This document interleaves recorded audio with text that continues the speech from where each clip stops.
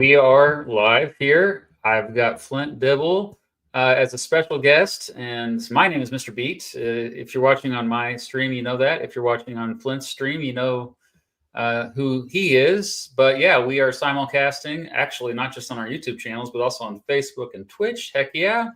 And this is just going to be a conversation about democracy, and the sound is working. So yeah, people can hear us. Good. Well, first of all, Flint, tell the audience, if they're not familiar with you, who you are. Yeah, so you're Mr. Beat. I'm Dr. Dibble. All right, let's get this clear. No, I'm joking. I love that. But yeah, so I'm an archaeologist, and I teach at Cardiff University. Technically, only for one more day, but I have a feeling that I'll be teaching there in the fall again as well. Yeah, so what I study mostly in ancient Greece. I study animal remains, and I work in sort of. I'm not there right now. I'm suffering, unfortunately, from cancer, so I'm not in the field right this second.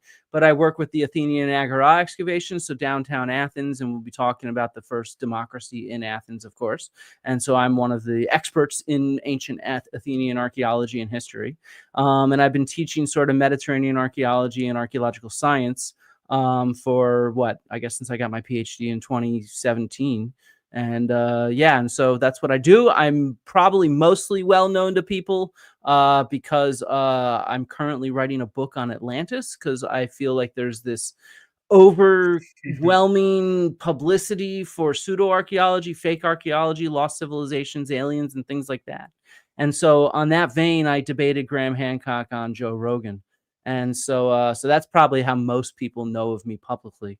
Though within the field, I'm known as like an animal bone guy. I study ancient climate and environment and how humans interact with urbanism and democracy and things like that throughout the Greek world. Yeah. I actually heard of you before that Joe Rogan appearance. Because You're I rare. think you were in that small circle of history tubers that, we all kind of know each other. So yeah, exactly. We're on there. We're like, holy crap, is this really happening? Is this real life? Flint is on the big time with like.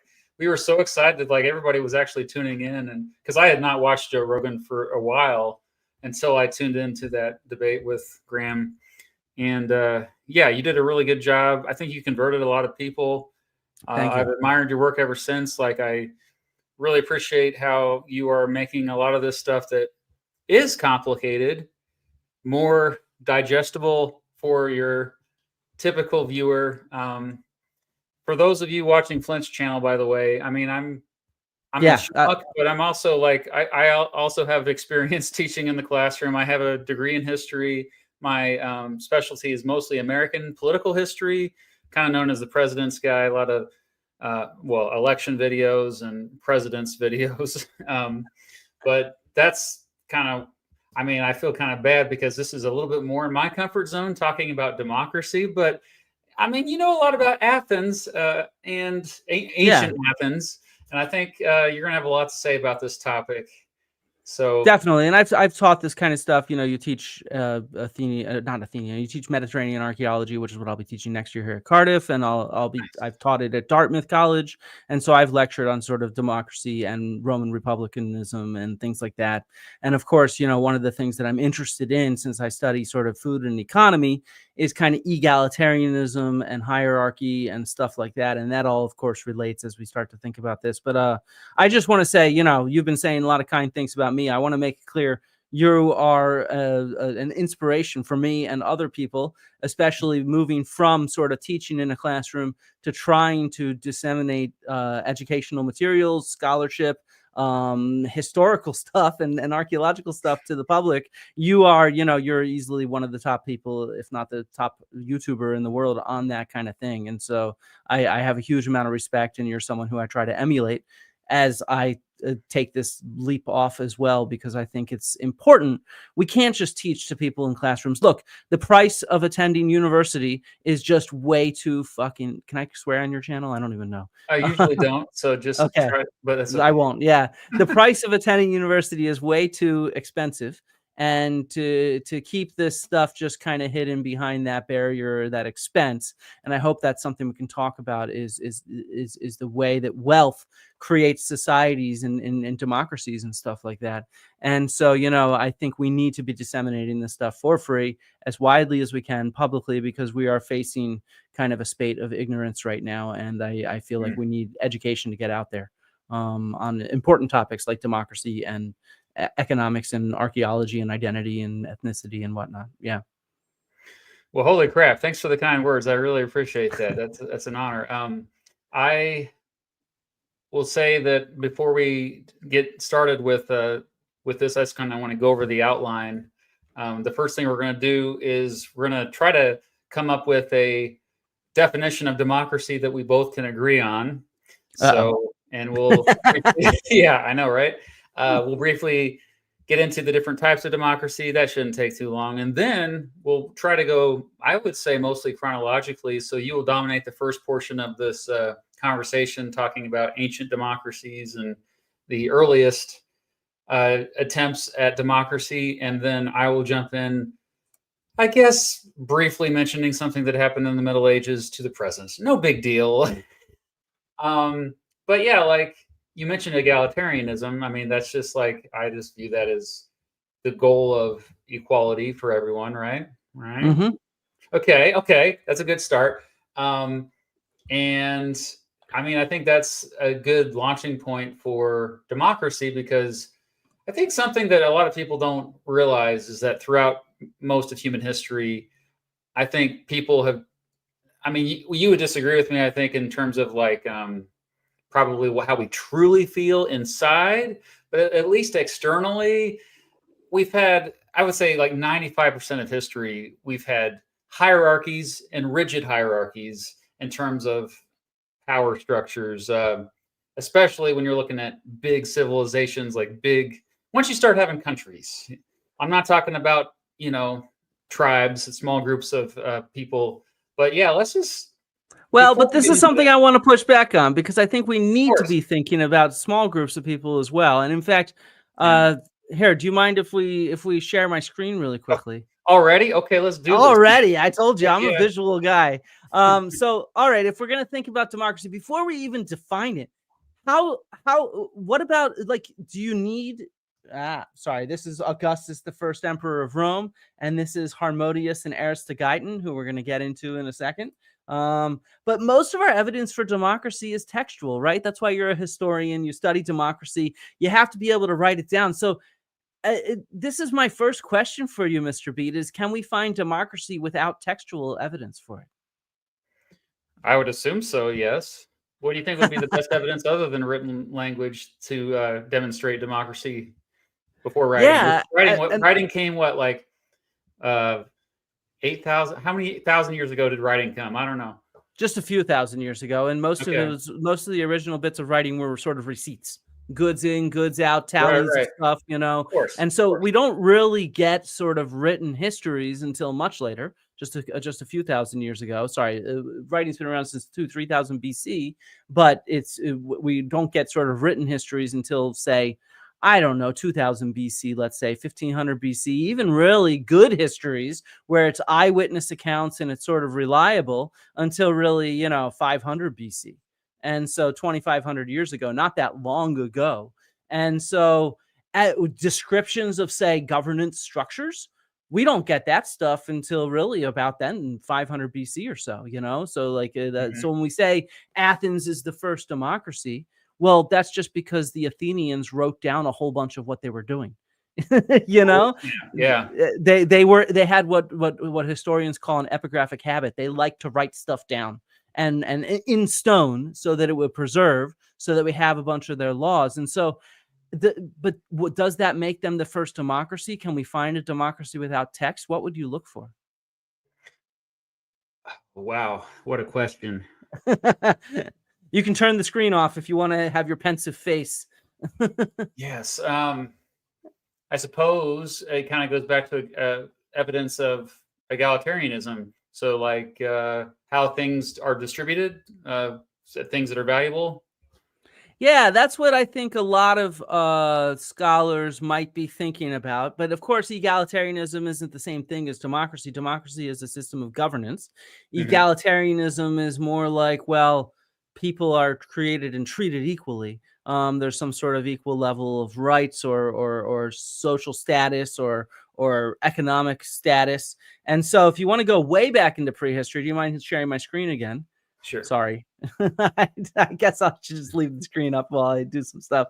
Is, the first, when we go back to really early bands of people, so we're talking now tens of thousands, hundreds of thousands of years ago, to understand their social structure and how they govern themselves is really difficult. So we oftentimes use modern anthropological analogies. So scholars that go and observe modern hunter gatherers and how they govern themselves, and then we look to see if we can apply that to the past. And for many decades, scholars actually thought that early hunter-gatherer tribes were by and large egalitarian. Being a hunter-gatherer is fairly easy on your time. You sort of do some hunting, you do some gathering, but a lot of the time you have for relaxation. You're in sort of small groups of people. And so it was this romantic ideal that hunter-gatherer tribes and bands lived in these kind of egalitarian communities where everybody had a sort of equal say. We now no longer think that as a universal truth. We Hmm. recognize that small groups of people govern themselves in a wide varieties of ways. So this was kind of like the ideal, the noble savage kind of idea. And this Yeah. really persisted until just 20, 30 years ago when thinking about prehistory, deep prehistory. But we do have some archaeological evidence. So on the right is this hunter-gatherer camp in France called Pinsevent. This is published by John Enlow. And what you're looking at are different scatters of artifacts and animal bones from consumption of hunts, of hunted game around campfires. And what all these lines are is they are joins between different bones, articulations in a sense, like the elbow articulating from a deer or a reindeer or something like that. I think most of these are reindeer.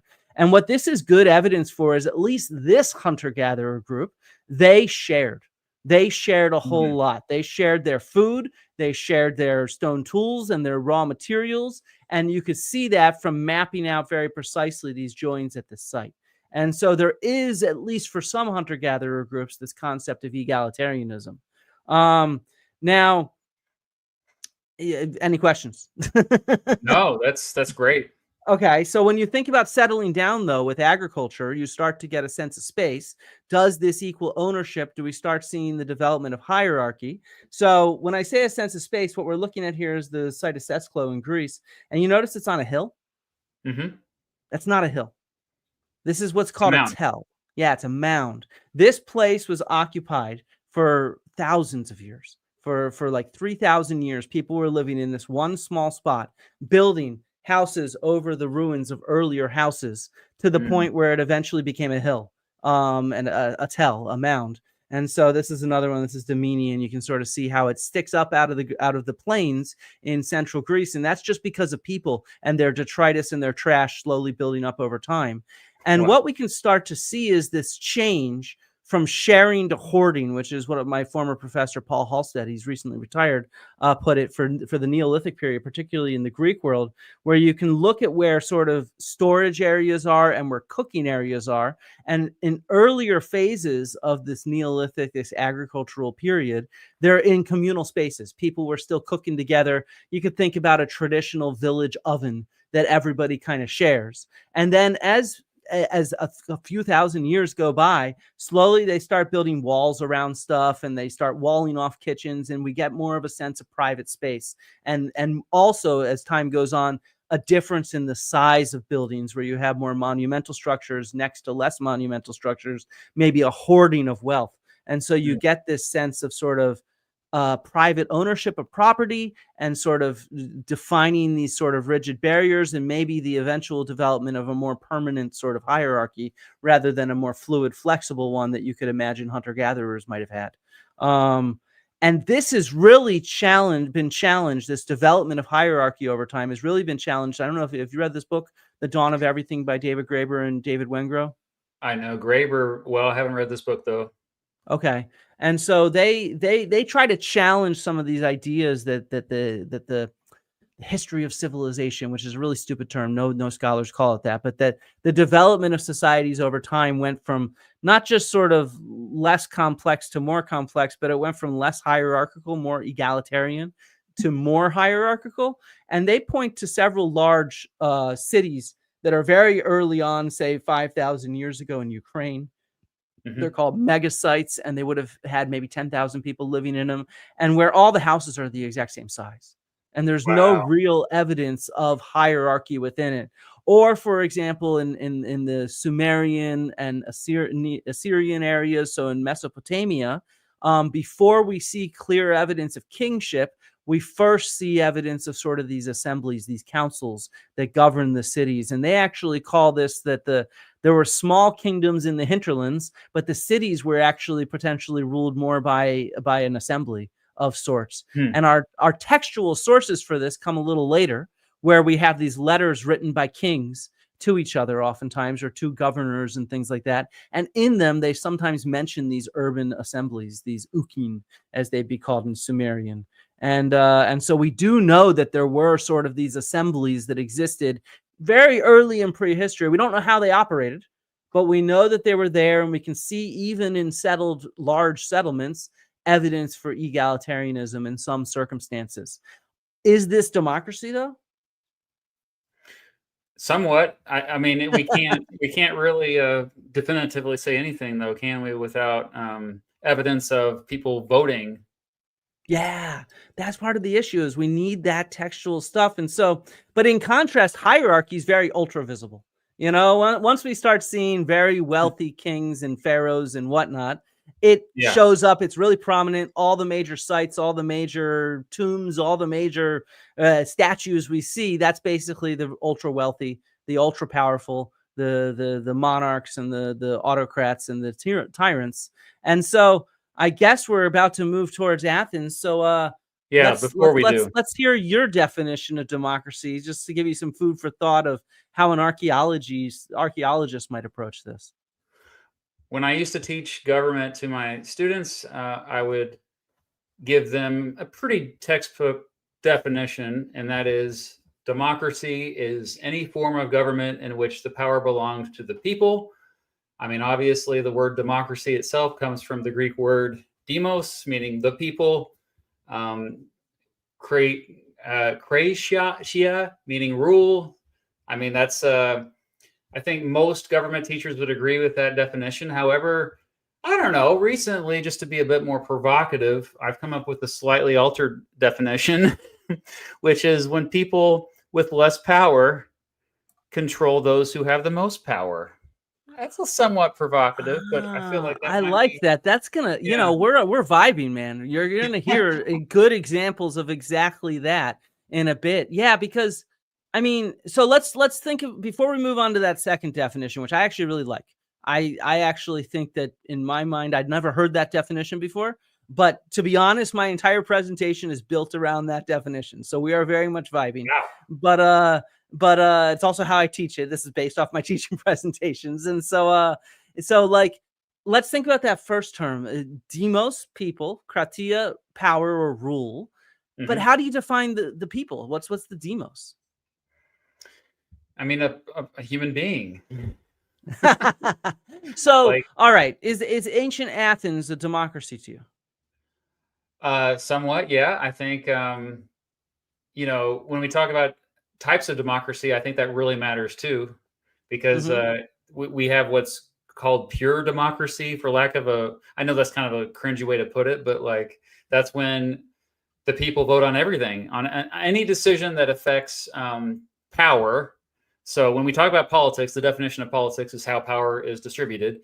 And, the social contract, which developed, wasn't really articulated until like the 1700s, but that was what kind of established the fact that, hey, the reason why people allow a government is because they want a government. They want protection. There are certain things that when you have a bigger society, you need some kind of hierarchy to kind of make things function in a way that protects everyone. Then the only question is, okay, well, how much power do we give the government? how much power do we give ordinary citizens? But yeah, like I think how are you a citizen is just a person who lives in a society, right? Maybe. I mean, that was what I was going to ask you, because if Athens is a democracy, how many people that live in Athens do you think are voting? I don't know. How many I do you used to know this. so obviously the number, we all know the number of people that vote is different from the number of people that are eligible to vote. We Right. discuss this obviously all the time in elections in modern days, except for countries where voting is mandatory. I mean, I would assume it's a small number. It's tiny. Yeah. So in Athens, it's estimated something like 15% of the Okay. population of Athens was eligible to vote. And I'll go Eligible. into other restrictions on that too. Far fewer are actually voting for a variety of reasons. But 15%. So who is eligible to vote, would you imagine, in Athens? I would I would assume those who had a bit more material wealth, who had more influence. Let's broaden it first before we even get to that. So first off, you need to be a man. Okay, Women cannot vote in ancient Athens at any period of time.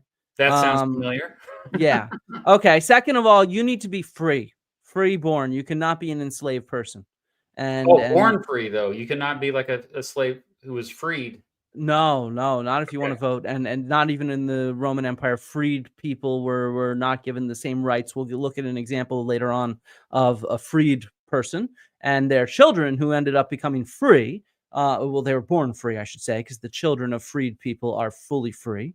But in Athens, it's even stricter, especially as time goes on. And I also want to make clear, I know you're going to do this too with your later period stuff, but also remember these rules were not static. They changed over time. So over time, some of these definitions became even tighter. The great Athenian statesman Pericles, who ruled Athens when the Peloponnesian War with Sparta began, he actually passed a law that made it so that to be an Athenian citizen, both of your parents had to be Athenian citizens, while previously it was just one. And so foreigners who live there, so resident foreigners, metics as they're called in ancient Athens, they can't vote either. And neither could their children. They'd have to somehow have both their children be the parents of Athenian citizens after that election law was passed. So that limits it even further. And then the last requirement, like you said, is wealth. You have to own property. You have to own land to be able to vote. And so there's all these very strict requirements, even once we have the rule of the people, the demos, the citizens who are ruling. Well, that's still only 15% of all people are actually eligible to vote. So that's why I don't like that traditional definition. So Okay. what was your second definition? When Say it people with again. less power control those who have the most power. Yes, that is fantastic. I love that. That Okay. is, we are, like I said, we're vibing here. So We'll stick if with we it then. let's stick with that for a second, and let's look at how that works in Athens. So there's this tyranny that's ruling Athens, which is the family of Pisistratus, and they come into power in 546 BCE, and they're just like, they're autocrats. They took over, they trashed the previous constitution, which provided some rights and whatnot, and they sort of had full power. There were tyrants. I mean, tyrants don't mean the same thing in ancient Greece as it does today. It doesn't have that negative connotation, but they were what we think of mostly as tyrants. And in particular, it all ended due to sexual assault. So there was the son of Pisistratus. His name was Hipparchus. He was interested in this guy on the right here. This is Aristogeiton. And he tried to seduce this guy, but Aristogeiton was with this older dude named Harmodius. And so Hipparchus, the son of the tyrant, was like, I want you. He got turned down. He got spurned. And so what he did was he then called out Aristogeiton's sister and called her a slut, basically, Wow. and barred her from marching in what was the equivalent of the 4th of July parade. Right around this time, right around the 4th of July, was Athena's birthday, and that was the biggest celebration in Athens, was for Athena's birthday. It was called the Panathenaea, and because he called her a slut, she was kicked out of the procession, out of the parade, and she could not carry a basket, in a sense, of fruits and stuff like that, which was a big, important honor. So these two, they arranged a rebellion in revenge. And they actually, during the parade, they attacked Hipparchus and they stabbed him. And this was the end of the tyranny. Pisistratus was overthrown, Hipparchus was overthrown, Hippias fled, and so this is actually a poem by Edgar Allan Poe about the events, about the sword that's stabbing these guys, and overthrowing the tyrants. And so it all started in order to curtail the power of these powerful people who were abusing their power, after all, in this kind of sexual lust and whatnot. And so so it all started off, though, still. So to make it work, there's this guy Cleisthenes who came into power. You don't need to remember the names. There's no quizzes or anything like that. Wouldn't even quiz my students on this stuff, but you have to get a picture of what's going on. And so he wanted to decentralize power in Athens and to try to make democracy stick. So first of all, now citizens could all vote for the archons who ruled this sort of society. However, to be an archon, you had to be in the top 1% of wealth. But all the citizens, those 15%, could vote. But how do you strengthen a democracy against these powerful people? He tried to split them all up, and he split them up into these different sort of groups, sort of color coded, and there's triangles, circles, and squares on this map. And this was him splitting them up so that different regions had to be split up into different tribes. And so they were split up by the city, which was Athens in the center, and then there was the plains, and then there was the coasts. And they were all then divided into 10 different tribes. And that's how everybody gathered to vote, so that there could be no regional power bases, if you will. And so that was the first step to kind of limit power, was to split up these regional blocks. But as time went on, what were you going to say? Centralization, it's perfect. Yeah.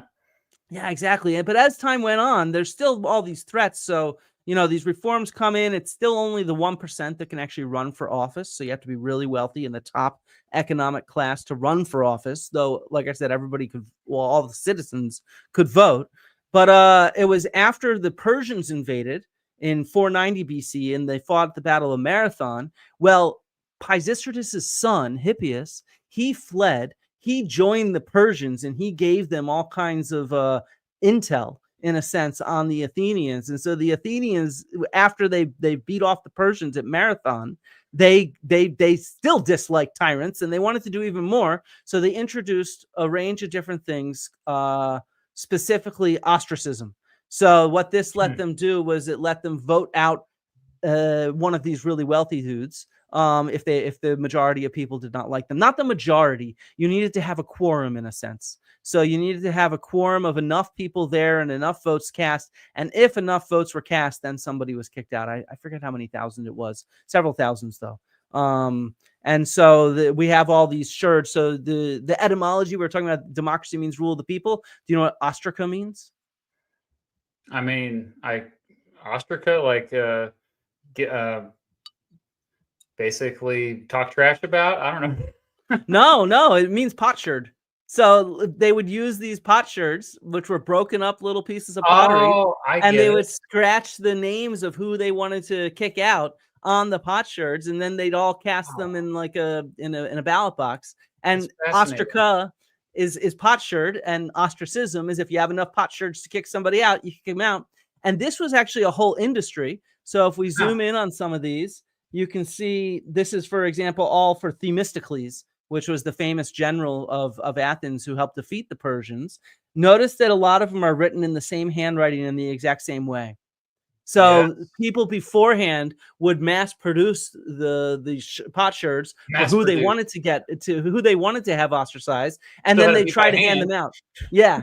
And we have like hundreds of them that were been excavated in the Agora in downtown Athens, all in the same handwriting. So it's the same dude scratching them all out, mass producing them, and then they're trying to pass them out to get enough people to take them. Like, you don't like Themistocles? Don't worry, here's a sherd. You can cast this sherd to make it easy for people.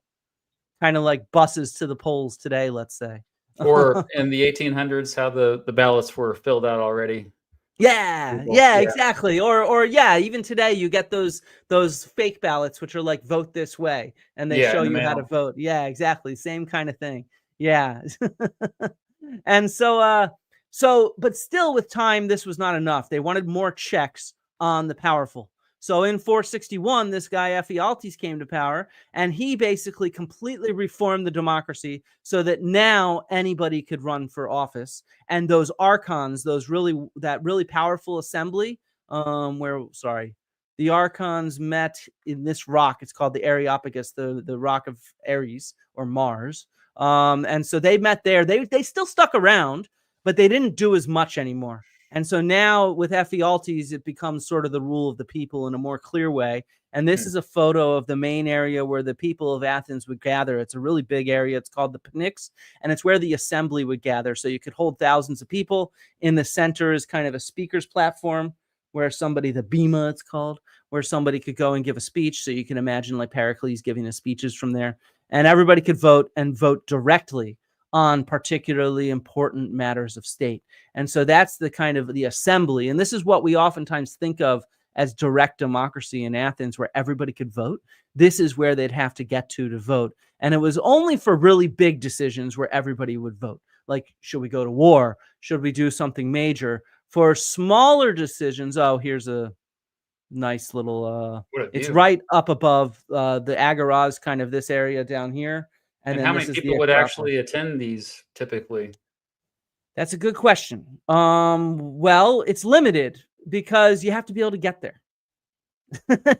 Which means if you're a farmer working over a day's walk away from downtown Athens, you're probably not going in there to vote all the time. So probably something like 20% of Athenians lived in the city. Maybe another 20% within, a few hours, 6 hours walk, which would make it relatively easy. But then everybody else is pretty far away. So in this sense, it really does self-select for those with the leisure time to be able to go and show up, unless it's something that's super, super important. Plus, it would take a whole day, right? Yeah, you'd have to hear all the speeches, all this kind of stuff. You got to get in and out. You got to, it's a full amount of time to go do that. And so there was another sort of institution, let's say. This is what we could say is akin to like the Senate, if you want to call it that, or the House of Representatives. It was the city council. And so there were 500 members of the city council, and these people were not elected. They were selected randomly by lot from all of the citizens. So, next year you could be a boules, a senator, if you were randomly selected, if your name was called in a sense randomly. And they sort of come from those tribes that we mentioned earlier that were defined by Cleisthenes. So each tribe got 50 people selected, and they were in charge of selecting their 50 people by lot. And then because, of course, you could imagine you're a farmer, you're selected to be a senator now. Are you going to want to do that? No, because you'll lose money, just like jury duty. Yeah, you got to you have to do your job. So they had two systems. One, you get paid for doing it. So you actually made enough money to hopefully make up for the loss of income. That's Two, good. To be honest, you only really had to be on call 1 month of the year. So each of these different tribes that had 10 months, they were on call for 1 month of the year where they lived and they dined in this building here called the Tholos. And they'd be on call for important decisions, those 50 people. And it would only be for something special where you'd need to convene all 500. And so and you got your free food when you were it was your month to serve in person in DC, let's say. You got free food, you got free accommodations, as well as the pay that you got. And you were sort of on call all the time to deal with matters of state. And these were, again, people just selected completely randomly by lot. So that's kind of how it was governed. The boules did most of the day-to-day stuff. The really important decisions went to the assembly, where everybody could show up to vote if you were a voting citizen. And yeah, that's kind of how it was run. And of course, to make sure everybody was informed, like I said, the Athenians had this epigraphic habit. They had this monument of the eponymous heroes where the 10 different heroes of the 10 different tribes were set up. And it was here that all the inscriptions of every single law that was passed were set up. And so this was sort of the notice board for the democracy, so that people could see what was going on, how it was happening, who was deciding what, and what was going on, so that it was all posted publicly. And there were a bunch of different ways that they tried to make democracy more fair over time. There was kind of standardization. We just looked through transparency by putting up those stone inscriptions of every law that was passed.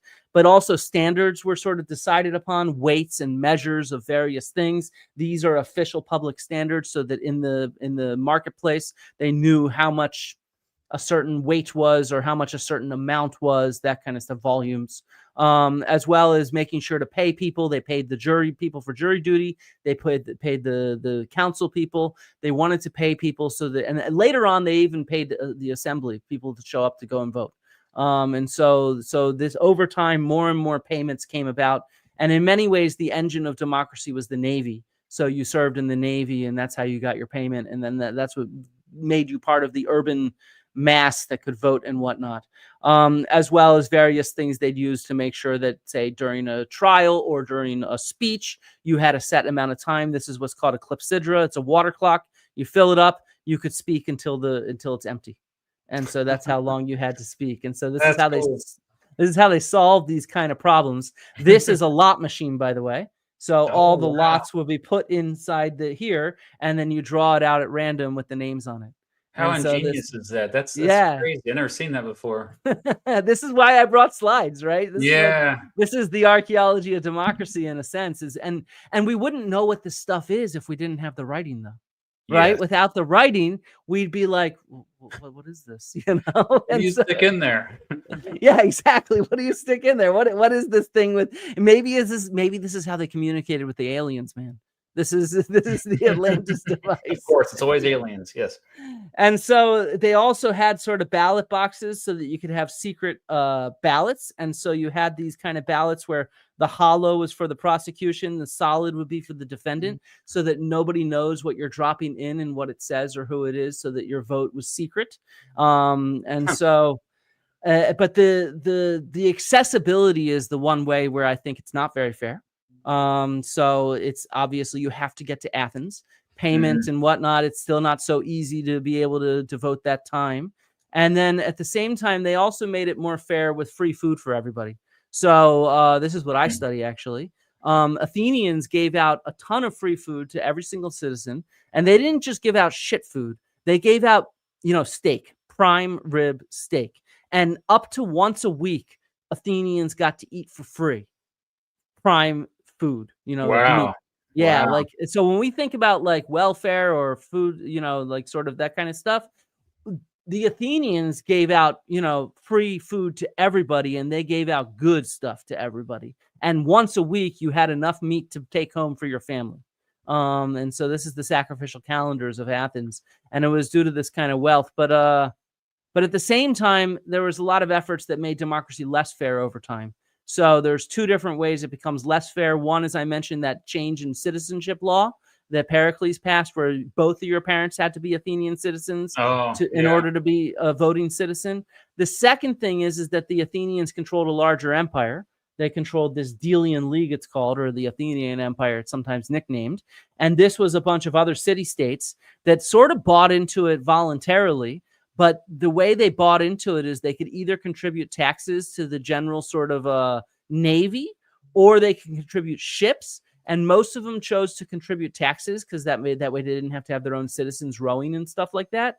And what that meant was the Athenians ended up controlling the treasury and a giant navy, and they could sort of extort the members of this Delian League, which started off as a defensive league like NATO, let's say, against the Persian Empire. And all these city-states bought into it voluntarily. And then eventually, when the Peloponnesian War broke out against Sparta, the Athenians were like, yeah, you can't leave. If you leave, we're going to kill you all with our navy, because you're all a bunch of islands and we can kill you all with our navy.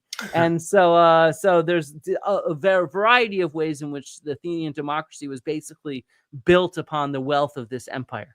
So all that free food, all the pay that they gave to the citizens, that all comes from this empire that they controlled.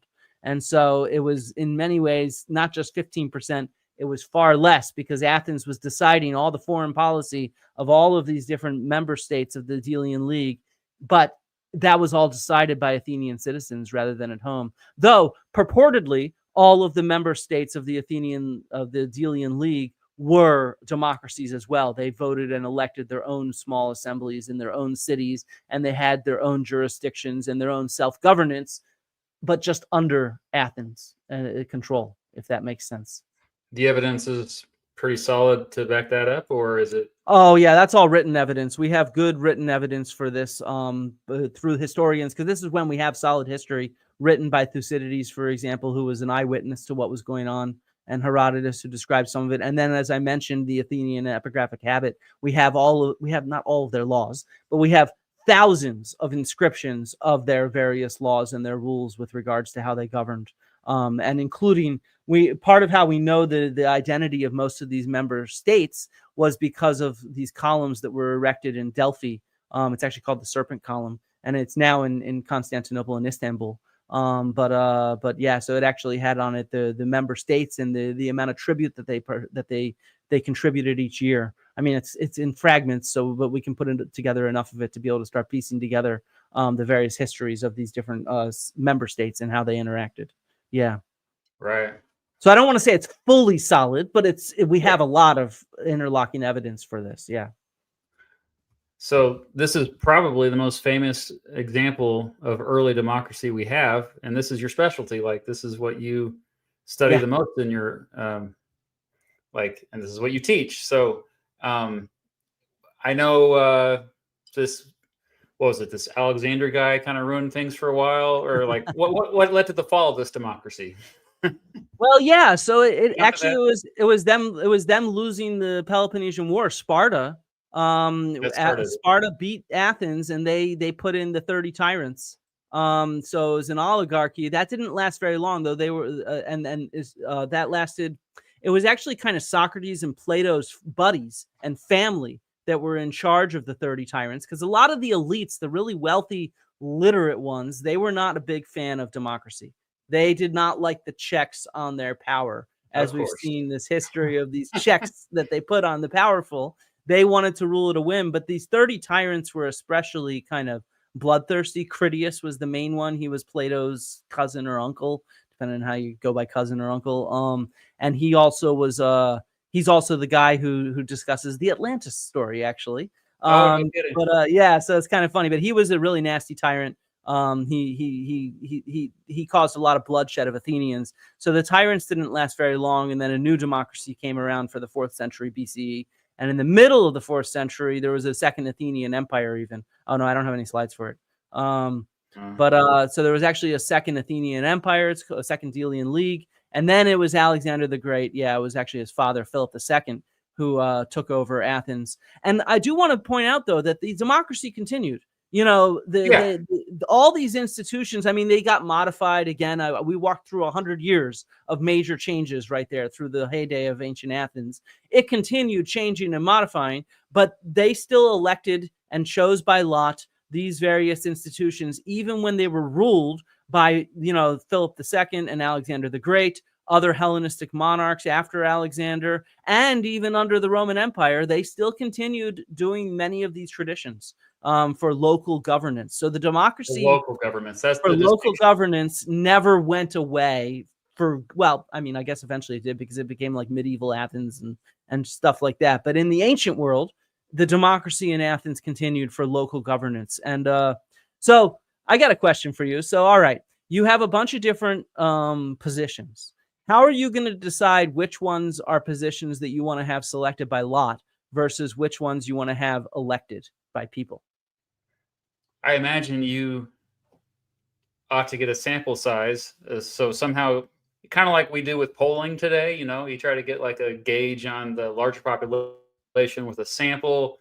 And if it's something that people are clearly wanting to do in that sample, then okay, let's bring a broader group in here for voting. I don't know. Yeah, that's a very modern way to do this, where you're thinking statistically and you're trying to get a touch point on what the people think. No. So what it was it had to do with kind of what the position was. If it was a position that was absolutely necessary, where you need somebody who knows what the fuck they're doing, then that's an election. So your 10 generals, where they're going to be in charge of the military, those were the most important elected positions in the Athenian and the Delian League, even though they weren't even listed there. like Pericles, he was elected general, right? That's why he had so much influence and power. Those were the people that would go up and give speeches, even though they weren't really senators, they weren't really archons. They didn't actually control the legislation or the executive branches, but they were still the most influential, were the generals. Another really important position was the position that managed the water system. You can't have the person who manages the water system be just some random Joe Schmo who you select from the lot machine. So that's an elected position. But on the other hand, positions where you might have a larger group, like we saw the 500 counselors, well, then that can be done by lot, because you can hope that the buffoons are measured out by the less buffoonish, right? That are selected randomly. So certain positions, like for military matters or for really important administrative matters of the city, they were elected. While other less important matters were or larger groups of people were selected by lot. Yeah. So, in other words, decisions that needed to be made that would have the most impact on the most amount of people. I mean, yeah, oversimplified. You wanted to make sure that there was an election so that you could get somebody that was, that was going to be sharp, let's say, that would represent the people. Yeah. But of course, they also recognized that that the wealthy and the powerful are the ones who usually win elections, because they have the influence and the power to do that, which is why they left some positions available by lot so that ordinary people like you and me could actually serve and actually have some power for a brief period of time and make decisions that matter. Sounds very familiar just to the modern form of American government. It really does. I know this. A lot of this stuff is like, but no, there's almost a direct line. There is, in a way, because the founders were definitely influenced by it. So we had a blend of direct democracy, or which is basically people directly voting on laws, but also, I would say, representative democracy, where people are voting for people to vote on their behalf or to make decisions on their behalf. Those are the two main forms of democracies that typically I know we can, if you really want to go into the nitty gritty, we could, but I mean, representative direct democracy, I think, are the, and representative being a indirect form of democracy. So that's typically what we think of when we talk about nearly every country today. Yeah. Which, I mean, as we pointed out, Athens, even though it's oftentimes cited as direct democracy, it really isn't. Most of the decisions were still made by representatives, whether they were selected by lot or whether they were voted in. Most of the time, it was only the really big decisions, which you'd have to make only a handful of times a year, where you go to war, or some big decision about the Delian League, or some big decision about how to spend money on a temple or something like that, where you'd actually go before the assembly and have a direct vote. Because the rest of it was just kind of governed by the Bulis and the Archons and these different assemblies and groups that I sort of mentioned. Because there were a lot of them, and they all overlapped in different ways. It also, there was here, let me see if I can find it. It's actually after the Roman section, but it matches what we're showing. Yeah. Influence on the U.S. government, where they sort of say, hey, this is the difference between, this is some meme I found online, between the Athenian democracy and U.S. democracy. And there's all kinds of problems here. As we sort of looked, the leader was not really chosen by lot. Certain leaders were, but many were actually still elected. Or, for example, 3 branches of government. You could sort of argue that the archons were the executive and the council was the legislature, and with the assembly also being the legislature, and then there's the judicial, which are the courts. But to be honest, it doesn't really map out well in terms of executive, judicial, and legislative branches. In fact, the assembly might hear certain trials, for example, or the archons actually heard a lot of different trials. And so there were actually like 10 different branches of government, and they didn't really map out well into what we would call legislative, executive, and judicial. because they were each responsible for various ad hoc things that grew up based on the traditions and norms of the time, based on what Ephialtes did in 461, was it, and what Cleisthenes did in the late 6th century, and Pericles did in the late 5th century. It all kind of grew up ad hoc, and different assemblies and councils ended up with different sorts of powers. So that's a form of checks and balances that's actually seems to be more practical in nature versus the three branches of government, which is, to me, it's more theoretical. Even today, we think of like, oh yeah, no, this branch interprets the law, this branch makes the laws, this branch executes the laws. Actually, they kind of are very picky with what they decide to do once they do have power. They choose sometimes to interpret a law, or they choose not to, or they choose to enforce a certain law in a certain way. Yeah, like it's always, and because of that, that's why you also have checks and balances within each branch of government. I always say, especially the executive branch, where you have all these different agencies and organizations that are competing against each other. Yeah. Yeah, and this is what this is all built upon too, is all these different groups are there to be checks and balances on power, to try to prevent that kind of, that we saw, the original abuse of power that caused democracy to start. And what I think is interesting, and I'll just really quickly go through a few Roman things. I'll try to go faster because I don't want to go too long.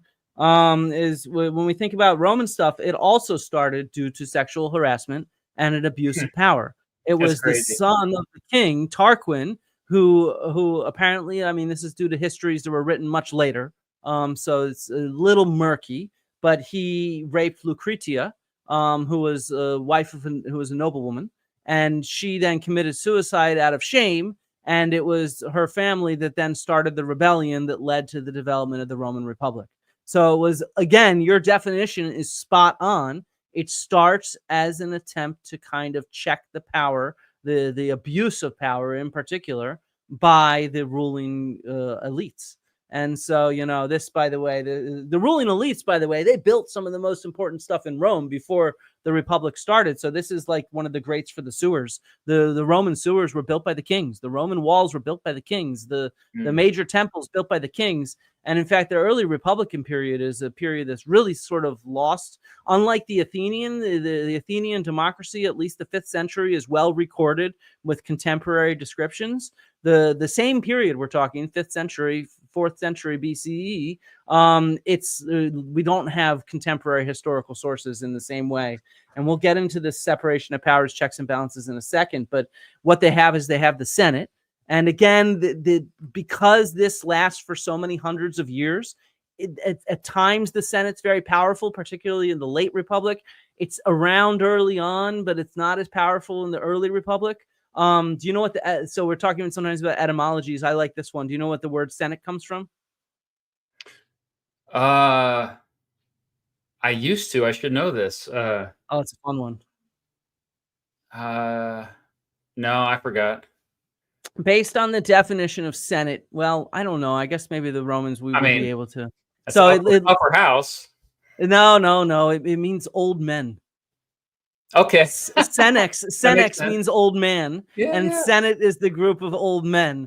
And so it's the old men, and it was entirely based on wealth. So it's really just the 100 wealthiest Roman citizens. And usually the oldest people in society are the wealthiest.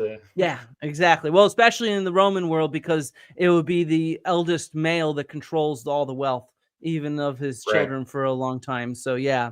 So it's the old men, the 100 wealthiest of them. They're not elected at all. There's no elections about the Senate. It's just about wealth. And in fact, it's funny. And I want to emphasize that even the Roman Empire, it stays as a republic in their minds. So the Res Gestae, this is the autobiography of Augustus, the first emperor, and it's written on stone. We have it in several different locations. And he mentions how he built the Senate House with the power of the state entirely in his hands by universal consent. He extinguished the flames of civil wars, and then he gave up his control, transferring the republic back to the authority of the Senate and the Roman people. For this service, I was named Augustus by a decree of the Senate. And it's ironic because this is actually the day that we mark as the beginning of the Roman Empire. But the way the Romans saw it was he saved the republic. He gave the power back to the Senate and to the Roman people. The Roman people, so the Senate, by the way, existed during the early kingship as well. It would have been an advisory body for the kings. And we know about it because of this one stone on the right. It's called the lapis niger, which literally just means the black stone. It's found in the same place as the Roman Senate, the Curia. And we can't read it, though. We have no idea what this says. It's in this really old version of Latin, and it's written left to right, right to left, left to right, right to left, left to. It's called Boustrophedon, which is how most early texts were, and it's called Boustrophedon because it's how the cow wanders. It goes one way, then the other way, then one way, then the other way, and so we have no idea what it says. We don't know what it said at all, but it was an important monument. It's mentioned by the Romans many times in their texts as kind of like this benchmark location that marks the Senate, but we have no idea what it says. It was probably just meant to be seen, so it doesn't matter if you could read it even. Just evidence the Senate existed. It's evidence that the Senate existed really early on, even before the Republic. But the consuls were what we call the head of state, and there were two of them, which of course is a wonderful check of power, because each consul could veto the other one and the decisions that they made. And they only ruled for a year. So in the time frame that we have one president over 2 terms, there would have been 16 different consuls on average. Wow. Yeah, so it would have been a lot. And they were in a sense just like the generals were the heads of state kind of for Athens. Technically the consuls were generals. That's what they were. They were in charge of the army in many ways. But the different assemblies that ruled were these two. There's the Comitia Centuriato, which for the early Republic was the main assembly, the main legislative body, if you will. It's not really a legislative body again, but they were the ones in charge of passing laws and stuff like that. And these guys, what do you think of the Electoral College, Matt? I hate it. Okay, you will hate the shit out of the Comitia Centuriata, the Century Assembly. It was the most ridiculous thing ever. First of all, it was only made up of the military, which of course every citizen is in the military, right? And so they were divided into blocks called centuries, and each century got 1 vote. And so what you'd need to imagine is if our military today in the US was a legislative body, okay? And if our military was a legislative body and we wanted to divide it up and how it would vote, what you would do is you'd make all private classes, they'd get 1 vote. All sergeants would get 1 vote. All lieutenants would get 1 vote. All 1-star generals would get a vote. All 2-star generals would get a vote. All 3-star generals, all the privates would vote together based on the 1 vote that privates get. All the sergeants would vote together based on the 1 vote that sergeants get. So on and so forth. But the 3-star generals, the only 10 of them that exist, they'd all together get 1 vote. The 2-star generals would together get a vote. And the way they would do this is like on election night in the US, is they do it in an order, and it started at the highest rank. So the 3-star generals would say how they're voting first, then the 2-star generals, then the 1-star generals. And if you have a majority of your centuries, they don't even need to do the last votes. Most of the time it wouldn't even get to the privates. They wouldn't even have a chance to vote because the decision would have already been made by those with more rank than them. And so this is really democratic, isn't it? Very Republican, if you will. Well, okay, you keep saying Republic. We know that the Roman Republic existed for many years, but how would you define Republic? Because maybe we need to make sure that's clear before we move on. I mean, so the way it's traditionally defined is, democracy is direct democracy. The Athenian citizens get to vote, while this is more representative. But if you notice here, almost none of these representatives are actually voted for. Yeah. So that's why, unlike the archons, which we mentioned, who were voted for, or the boules, the council people in Athens who were chosen randomly, these were just military ranks. And then it was this assembly that was divided into how different ranks would vote that would elect the consuls, the praetors, the censors, the most important officials in Rome. So, which in a sense represents all the people, but in many ways, as you can see, it's more similar to the Electoral College, because in a sense, Yeah. all the privates get together and vote for who they'd vote for consul. All the first one-star generals get together and vote for who they'd vote for consul, and then they report their votes in, and whoever has the majority of those different blocks ends up being consul. And That's so, why I think it's actually more accurate to say that a republic is just a government where there's rule by law. Like, and representative democracy is often the way you get there, but that can be in various forms. Like, you could have barely a representative democracy like they had in this situation here at this moment in the Roman Republic, or you could have, a representative democracy that's parliamentarian, like in the modern form, where everybody does have more of a voice. And it is like you can have a giant assembly of thousands of members versus but yeah, rule by law. And I actually go back and forth because I know that representative democracy and republic are often used interchangeably. So it's see, I have an issue with rule by law. This time I'm not going to agree with you because stuff like a monarchy could still be rule by law, a constitutional monarchy, for example. And so, or different forms of oligarchy, which probably this should be defined as anyway, is more of an oligarchy, at least practically speaking, because, as we said, the most powerful branch, especially in the late republic, is the Senate. They're not elected at all. And there's, they're the ones that do most of the day-to-day governing. But of course, as we mentioned, with time, there's more and more checks put on the powerful. And in Rome, that happens with this bottom assembly, the Comitia Tributa, which also includes the plebeian council. So, the patricians, which are the wealthy families with status. They don't always have wealth, though. Like Julius Caesar for a while was quite poor until he raided Gaul and took all the wealth from there. He was mostly in debt. So it had to do with status. Like certain families were patricians, nobles, while the plebes were everybody else. But plebes could be very wealthy as well. So over time, actually fairly early on in the Republic, there was a kind of revolt. It was called the secession of the plebes. And one of the concessions that they got, because they went to this one hill in Rome, the Aventine, and they sort of said, we're not going to participate in government because we keep passing laws and they only apply to plebeians. They don't apply to patricians, and we're not getting anything through. So eventually what they were given was several different concessions, and these concessions increased over time. But one of them was veto power. So eventually the head tribune, it was called the tribunician veto. They could veto anything passed by anything else.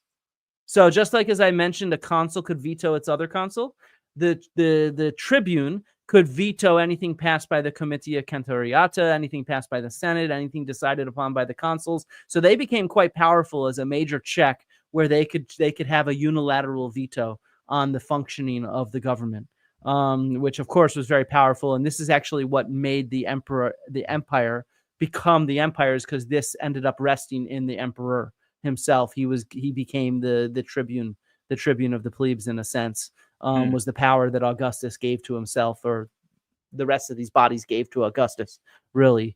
So over time, the Comitia Tributa and the plebeian council, they got more and more power until eventually, once it became the Roman Empire and it's ruling all these vast territories, the Senate ended up becoming even more powerful because they had to handle all the day-to-day stuff, because they were always in session, let's say, and they were not elected. But yeah, so I don't know.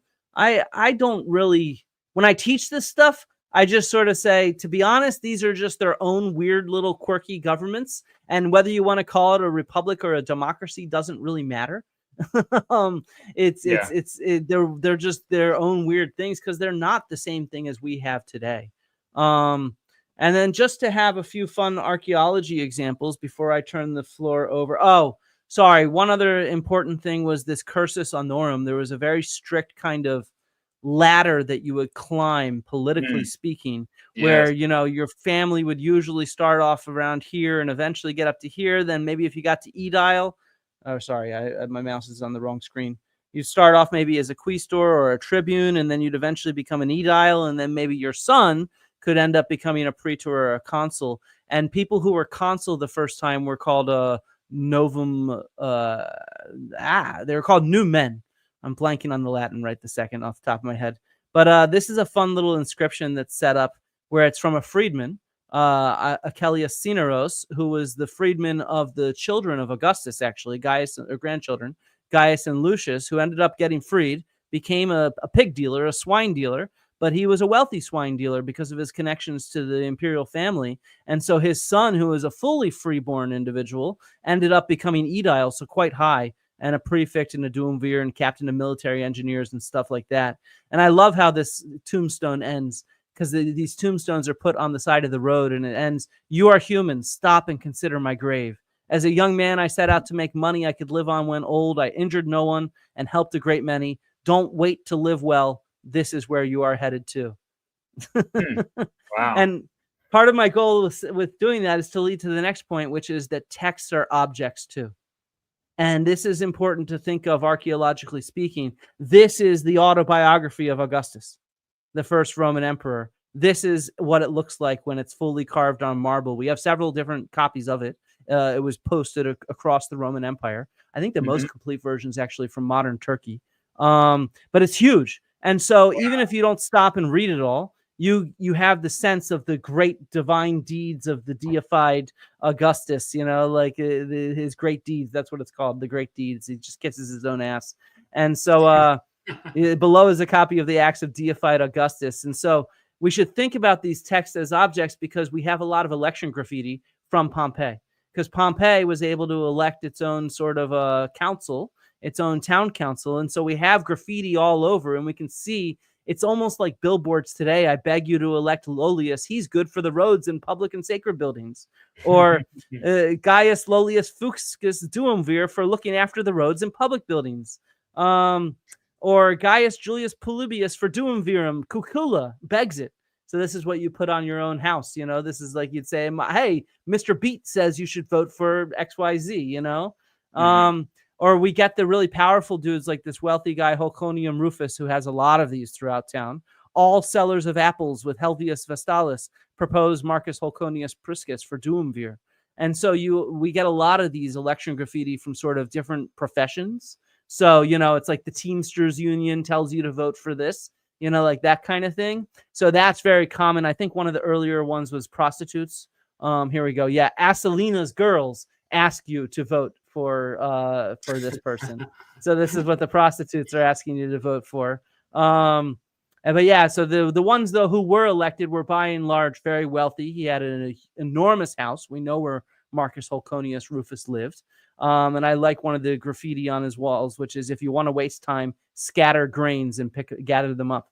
So if you're ever really bored, just get a big handful of grains and like rice, throw them on the ground, pick them up. That's how you can kill some time. Good and advice. he also built a lot of stuff. So at his own expense, he built sort of boxes and seating in the theaters.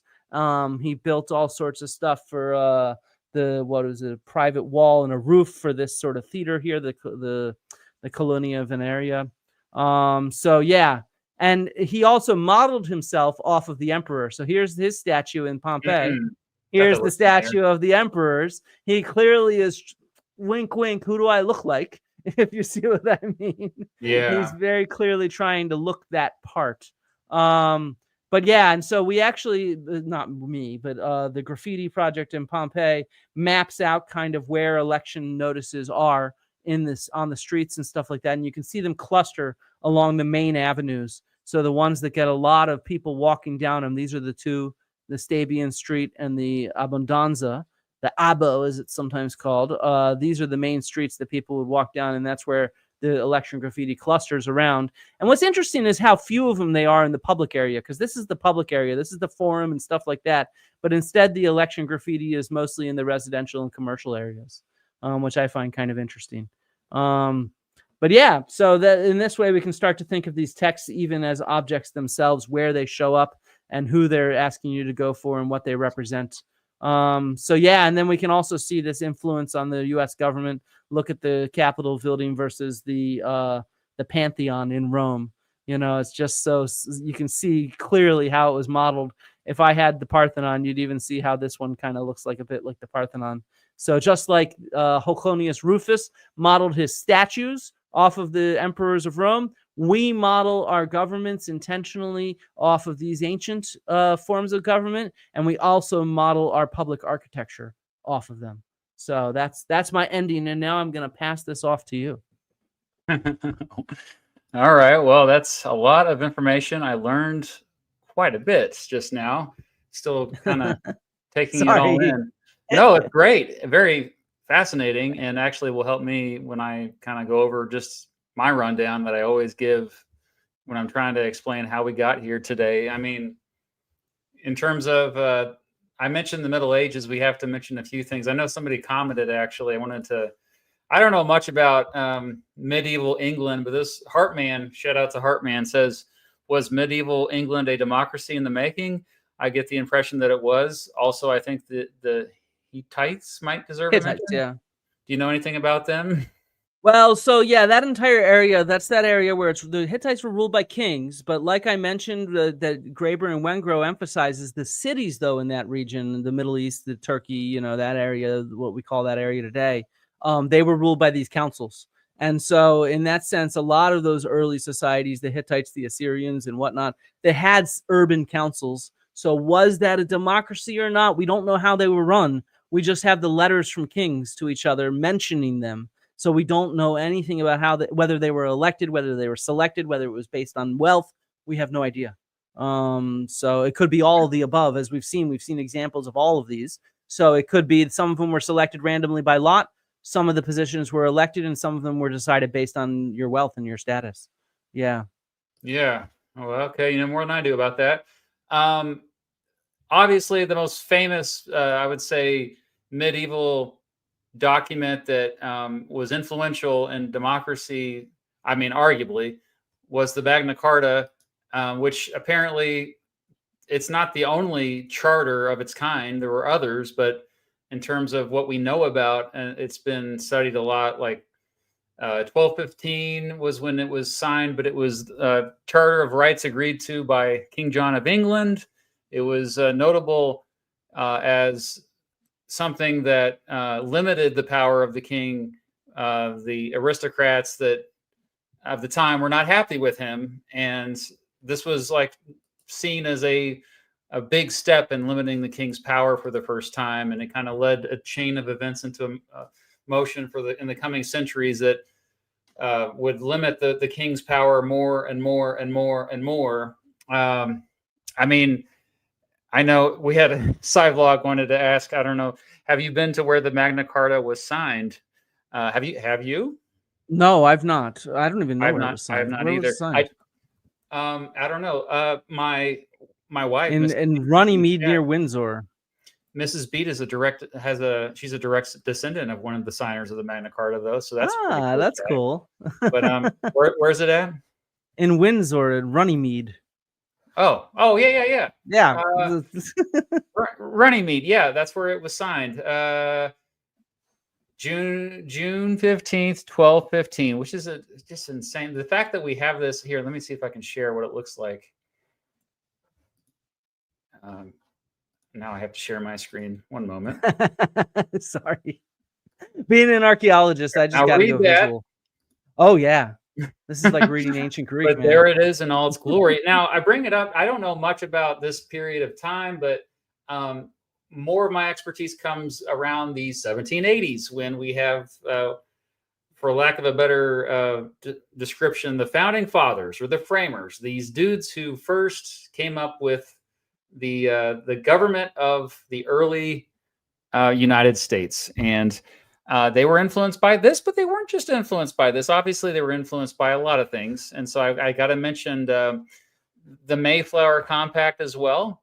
That is something that the Puritans agreed to when they first arrived to establish a colony. When they came from England in 1620, they before they even began building anything, they had these somewhat democratic rules, although they established a theocracy where there was no separation of their religious beliefs and government. There was also, and I saw some people in the chat already mentioning this, so shout out to all of you for mentioning the Great Law of Peace that was set up by the Iroquois Confederacy, was definitely democratic in nature. Are you familiar with the Great Law of Peace? No, not intimately at all. I mean, I've heard of it, but yeah. Yeah, the Great Law of Peace is. I mean, it. I don't think because obviously written record is sparse with it, but with the Iroquois Confederacy, it was something that had been long established, going back hundreds of years. But it was something that delegated some certain powers to the citizens of society. So there were certain big decisions that had to be made. War, you mentioned war, like when ancient Greece, like if they wanted to go to war, like there was, my understanding was they actually expanded it to more than just like the elders. The elders still took the lead, the ones who had been around, but especially the fact that when we think about the Iroquois, I mean, it was less hierarchical than I would say many European countries were. And so I think that definitely had an influence on the founding fathers. So all of those things, the Enlightenment, of course, these Enlightenment thinkers like John Locke, Rousseau, Montesquieu, the ideas such as the right to own property. Like this is something that caught my attention early on, Flint, when you were talking, was about how in early villages it appeared that everybody had the same size house, and then over time you could see your professor that said that it went from something to hoarding. What was the first? Sharing to hoarding. Sharing to hoarding. That is fascinating because, I do think this trend is pretty predictable over if you're looking at different periods of history where an area of the world becomes wealthy enough that everybody's doing all right. Everybody's kind of like everybody's well fed. They don't have to worry constantly about invaders. And then, they're just kind of sitting on, they're sedentary for the first time. They're not going around chasing the big game. And they're like, oh, yeah, I like this stuff. I want more of it, This goes back to greed, which is something that has been with us as a species for a very long time, as long as probably we've been around. So this hoarding that takes place, and then, like more and more people saying, well, hey, I should have the right to acquire my own material wealth. I should have those opportunities. This is something most of the founding fathers agreed, like, yes, this should be a right to, and they, whether you call it pursuit of happiness, which, what does that mean? Or oftentimes more pragmatically, realistically, that meant, okay, the right to obtain material wealth. Usually that translated to property, to real estate. And there was plenty of it in those early days. A lot of times it was stolen from Native Americans, but I digress. So all of these ideas. So in terms of equality, that was one that they were a little bit iffy about. I would say most of the founding fathers were not big on equality. I would say some of them were, like, you had kind of more left-leaning folks like Thomas Jefferson, who was like, I think that hierarchies aren't really that good, even though he was someone himself who was extremely privileged and owned hundreds of slaves. Also, one of the first archaeologists. One of the first archaeologists. Yeah, he excavated an indigenous mound on his property, proving that, by the way, it was not mound people that built it, but it was actually indigenous people that built it. That is amazing. He did a nice cross section through it, looked through the stratigraphy, and he proved that those mounds were actually burial mounds for local indigenous people, rather than some of the thoughts that were very popular in the early late 18th, early 19th century, that it was basically like an Atlantis group of mound builders. In fact, Andrew Jackson dispossessed Native Americans and justified it in an act of Congress because the mound builders were white people that the indigenous had murdered. And so, but Thomas Jefferson actually excavated that and proved that it was indigenous people. Yeah, that's crazy. So I'm going to Thomas Jefferson's house here in a couple of weeks. Actually, I'm going to Monticello. I'm doing a video about Thomas Jefferson. Been reading. Get some photos for me of that excavation stuff, because that's on display, I'm sure. Yeah, I had no idea about that. That's really cool. Let me go ahead and put the founding fathers on the screen here, just a few, so we can not just stare at our faces. So this is the famous painting that shows them signing the Declaration of Independence. So this is 1776. A lot of people don't realize Thomas Jefferson was not even around during a big chunk of the 1780s because he was in France. And same with John Adams. He was out of the country as well. But you had this first constitution that was established by the Continental Congress called the Articles of Confederation. And what it did was basically just it set up 13 separate governments that were quite independent and a very weak centralized government that was supposed to kind of run the entire country. And it did a pretty bad job of that.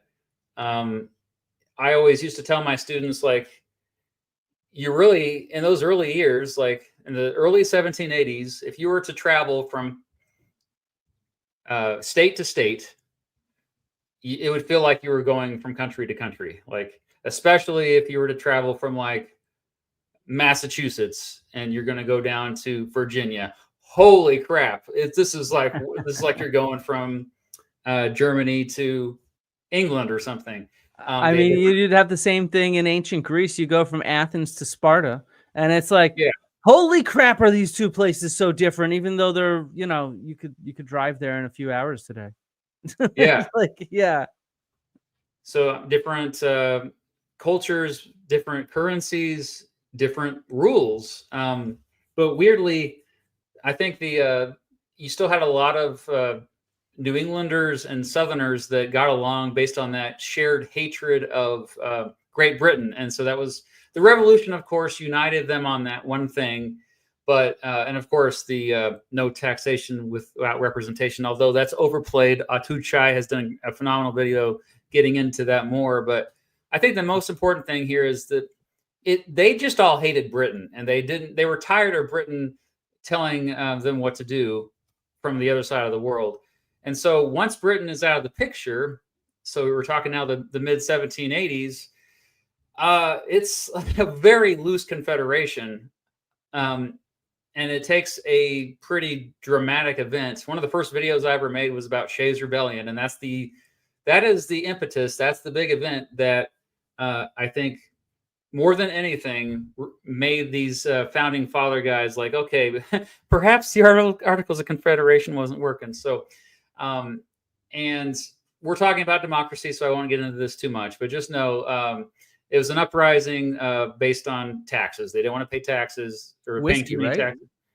What's that? Was it whiskey taxes, if I'm remembering? That was. Are we confusing the Whiskey Rebellion now?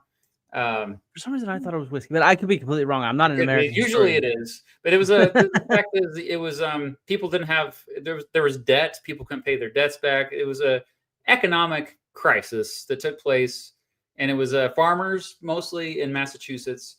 Long story short, the founding fathers freaking out about this because the federal government cannot stop this relatively small uprising that took place in Western Massachusetts. And so they're like, well, we can't even stop that. What if there was like a big thing that happened?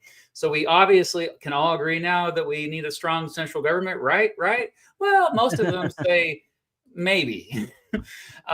Alexander Hamilton, of course, leads the charge on in terms of the pro central government, strong central government side, along with the rest of what eventually were called Federalists. So the ones who said, you know what? A lot of what England was doing, we can do that here. In fact, maybe we'll just have a king ourselves. We could have a king, right? So it's fine. And also, democracy kind of sucks. We don't want democracy. We can't trust those idiots to make decisions on the behalf of the entire country. Are you insane? And so that was kind of that wing, led by folks like Alexander Hamilton and John Adams. To a lesser extent, George Washington, my boy George Washington. And then on the other side, you had the anti-federalists who were like, the Articles of Confederation, sure, it had problems, but first and foremost, though, we want stronger state governments and a weaker central government. Also, the biggest thing in terms more relevant to our conversation is the anti-federalists, they were more keen on democracy. They're like, Okay. you know what? Maybe we should let more people vote on issues, especially at the local level, especially at the state level in particular. And this, especially folks like Thomas Jefferson, led the charge, saying, you know what? I believe in the common man. Now, what does that mean later on? Like, so okay, we have the Constitution is ratified, and it's only ratified because there's a Bill of Rights that's added on to it in 1791. So, and those are the whole point of we call the United States a republic because it's ruled by law, but the whole point of the law is to limit the power of the government, to limit specifically the federal government, because it says nothing about what the state governments can do other than the 10th Amendment saying, well, if it's not listed in the Constitution, then that power goes automatically to the states or the people. So interesting. It's a short document, not much in there. You can read the Constitution. I could probably read the whole thing out loud to you in less than 30 minutes. Please do. Yeah, so it's very short, it's a short document. I'm not going to do it right now, but okay, I'm gonna put up another picture as a visual here. I love this picture. I got to find it because you had visuals and you're outdoing me, so I want to make sure it's not just. I'm not outdoing you. What the hell? We're talking about different things. But I like visuals, so I'm not going to discourage you. Yeah, no, and you're a visually oriented guy, so let's. Okay. Oh, this is actually my own picture from one of my videos. It popped up in the. See if I can find. But while I'm looking for that picture, so we do have this Constitution that makes the United States officially a representative democracy and a republic. We're a democratic republic, but it sets up what we mentioned earlier, the Electoral College. And when we talk about the Electoral College, it was, one of the most anti-democratic things out there. I mean, it was, I would say. We should just go back to the Comitia Centuriata. I think that solves it. Yeah, right. Yeah, no, I mean, okay, I can't find the picture here. That's okay. I'll share this other one instead. We'll do this other one. Why not? Because I'm gonna talk about that in a moment. So the Electoral College, whenever I'm trying to explain it to a 7th grader, basically it just means it's the system we have to elect the president and vice president. So we do have democracy. People can kind of share their opinions about who should be the president, but ultimately only a few people are actually going to be choosing the president and vice president. And those people are called electors, and they are appointed. They are not elected themselves. They are appointed by political parties, which political parties didn't exist when the United States was founded. But yeah, like this. Wait. Political parties weren't the Whigs around quite early? The Whigs didn't come around unless you're talking about the British Whigs. The Whigs in the United States did not come around until the late 1820s in response to Andrew Jackson. So when did political parties come around? Shortly after the Constitution was ratified, yes. Okay. But the first two political parties were the Federalist Party and the Democratic Republicans.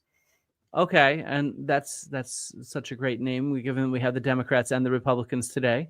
So wait a second, but the Electoral College was written into the Constitution assuming there would be political parties, or political parties just kind of hijacked how it worked later on? They hijacked how it worked later on. Okay. In fact, George Washington warned against political parties. He thought that they would be extremely damaging for the country, and yet, by the time he was done being president, they had already formed. People had, and it was mostly, like I would say, one of the most striking differences the two major political parties had, Federalists and the Democratic Republicans. Federalist side was Alexander Hamilton, John Adams. Democratic Republicans led by Thomas Jefferson, James Madison, George Mason, folks like that. The main difference was the Federalists, they didn't like democracy as much. The Democratic Republicans said, yeah, no, we need more democracy.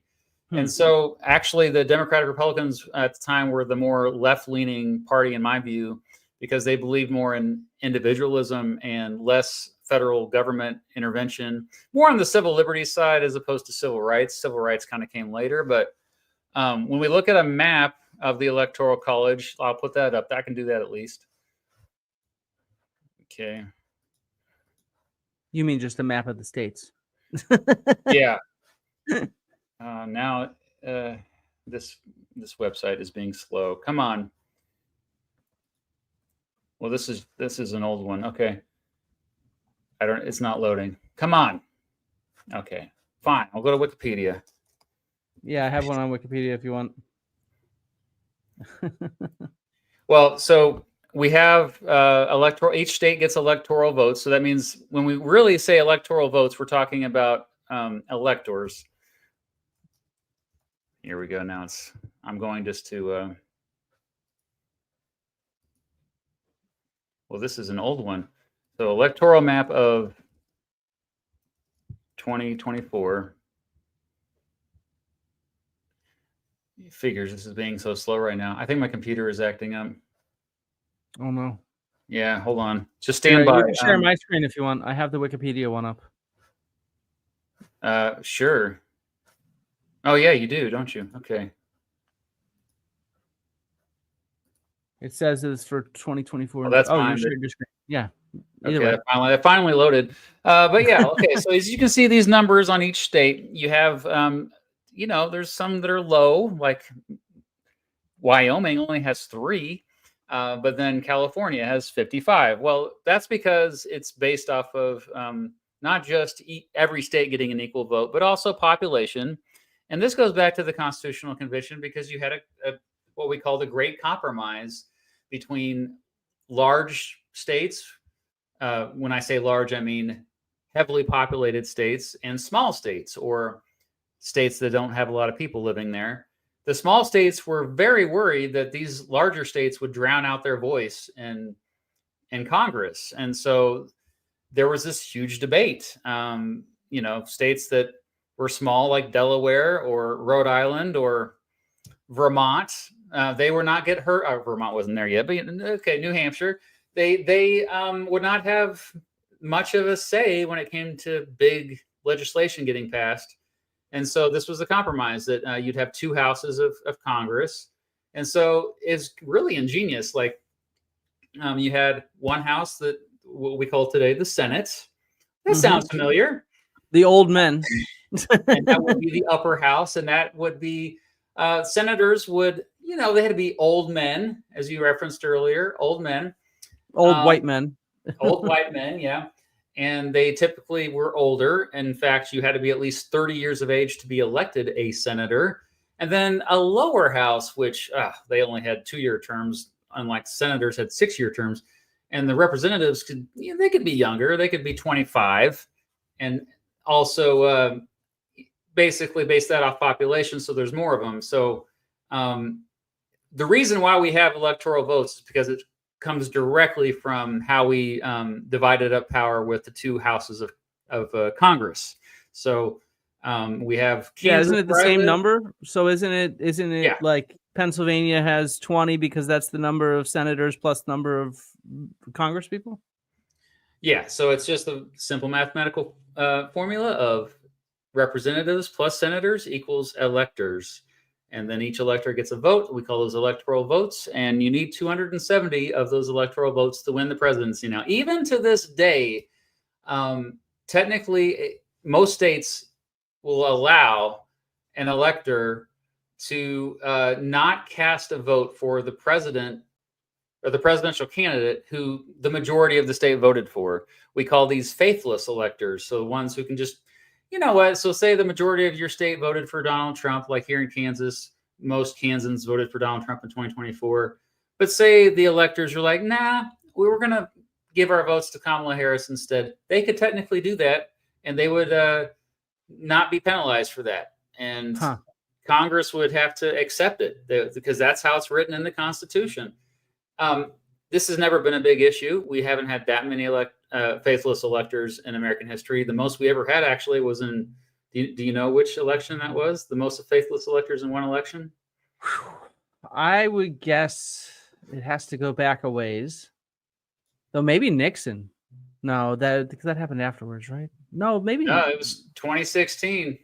2016. Yeah, that was because there was the first never Trumping type stuff going on. A lot of never Trumpers, but also people who didn't want to vote for Hillary Clinton as well. So it was if you look at, actually, for some reason is not showing on this map, but there's at least like, I think 9 faithless electors from that election. Anyway, it's not a good system in my opinion. I've made multiple videos about the Electoral College, but this is just an example. I'm with you on that. I think it's a terrible system. Excuse me. Yeah, I mean, like, it's the whole point of it was to limit democracy. It really was. Like, the founders overall, even the ones who were anti-federalist, leaning like towards the Thomas Jefferson side of things, they're still like, okay, we want more democracy, but only a little bit. Okay, we'll give them a little nibble of it. But most of the founding fathers were terrified of mob rule, is what they called it. They thought the mob would make stupid decisions. They thought the mob would vote for demagogues in there. And it would be a situation where you'd have a tyrant get in because the mob was angry or whatever. You needed people who were educated. You needed aristocrats. They needed to have more power. Does this sounds familiar again? This sounds a lot like what we were talking about in these ancient democracies and republics. Yeah. And I can't stress this enough because, the United States in the modern world is kind of looked to as a leader in democracy, at least early on. Like today, it's a different story. Today, the United States actually is not that democratic anymore compared to a lot of other, even like European countries, for example, or Australia. But in the early 1800s, the entire world was like looking at what was happening in the United States and how, oh, democracy's back. Okay, cool. Like maybe we should do that here, But in those early years, it was mainly just white men who were rich. They could vote. You had to have property. Now, these requirements for voting were not done at the federal level. They're done at the state level. Each state had their own rules. Flash forward to the 1820s, and this is now a time where most of the founding fathers were no longer with us. You had new young people in there like saying, hey, maybe we don't have to make it a requirement that you own property in order to vote. Maybe we can just expand the voting base a little bit because, hey, that people will be happier anyway, and it's okay. It's all good. Plus, I think more and more people were like moving to the United States and they wanted more power. So they wanted more of a voice. And so you get to the 1820s now, and you see the rise of Andrew Jackson and like the whole bring up the election of 1824 specifically. The election of 1824 is one of my favorite presidential elections because it's basically a 4-way race. I'll show the map here on my screen. 4-way race. Wow, that's wild. I can't even imagine that. Yeah, it's and it's very regional. Wow, so you have back then, of course, still the elections, they took place over multiple days because communication was still slow. But you had an outsider in there named Andrew Jackson, who was he had served in Congress, but he was not somebody he was in the club, but he wasn't in the club. Like he kind of got a taste of what it was like to be one of the elites, but he was born poor. He had a really rough childhood. He was orphaned by the time he was 14 years old. He kind of was truly what we think of when we, the stereotypical American dream. That idea that you can go from rags to riches, that you can build a career on your own. You don't need any outside help. Like the dream is alive, and something that became very inspirational for future immigrants. Andrew Jackson embodies that, and he really is a political outsider. He becomes famous after leading a ragtag group of soldiers in the Battle of New Orleans to fight out the British in 1814 or 1815. Actually, that's pretty much the war's over, but it doesn't matter. It turns him into a national celebrity. In 1824, though, because nobody gets a majority of the electoral votes, you have to get a majority. Andrew Jackson gets a plurality of the electoral votes, but not a majority. So because there's no candidate with a majority, it goes to the House of Representatives. And one of the members of the House of Representatives was also running for president. His name is Henry Clay. Just so happens to be incredibly influential and Speaker of the House. And he convinces everybody to not vote for Andrew Jackson because he can't stand him. And instead, cast your vote for John Quincy Adams, the son of John Adams, the second president. And that's ultimately what happens is the House puts in John Quincy Adams as the sixth president. And critics later called it the corrupt bargain. But this kind of shows like, oh, okay, so yeah, we really don't have a democracy at all. Like, this is We like have an electoral college. Exactly. yeah, and that the shoot, you don't even need the electors sometimes. If you don't have a majority, then the House of Representatives can just choose the president. And that's even fewer people by today's standards. And so this further leads to pretty much every state after this. By 1828, the next election has now shifted to any white man can vote. Any white man can vote. Notice how African Americans still can't vote. Women can't vote. Also, there's still age requirements, which makes sense. There's still age requirements today. Usually, I think it varied by state to state, but whenever you were considered an adult, whether it be 18, 19, 20, or 21 is usually the range. But it's the first time we dramatically see democracy expanded in the United States. And then we don't really see it expanded much at all until after the Civil War. So it takes an entire war to expand it more. In the meantime, I would just like to briefly mention that other countries have started to catch on to what's happening in the United States, and they're liking it. They're like, hey, yeah, democracy. Maybe we should bring some of that back. Some of it, not pure democracy, not direct democracy, but let's try some representative democracy, especially in Latin American countries. You see so many revolutions happen as a response to what's happened in the United States. The French Revolution, which I completely skipped over, but that was also in part a response to what happened with the American Revolution. French Revolution kind of went to an extreme direction, kind of the extreme opposite, like almost to anarchy.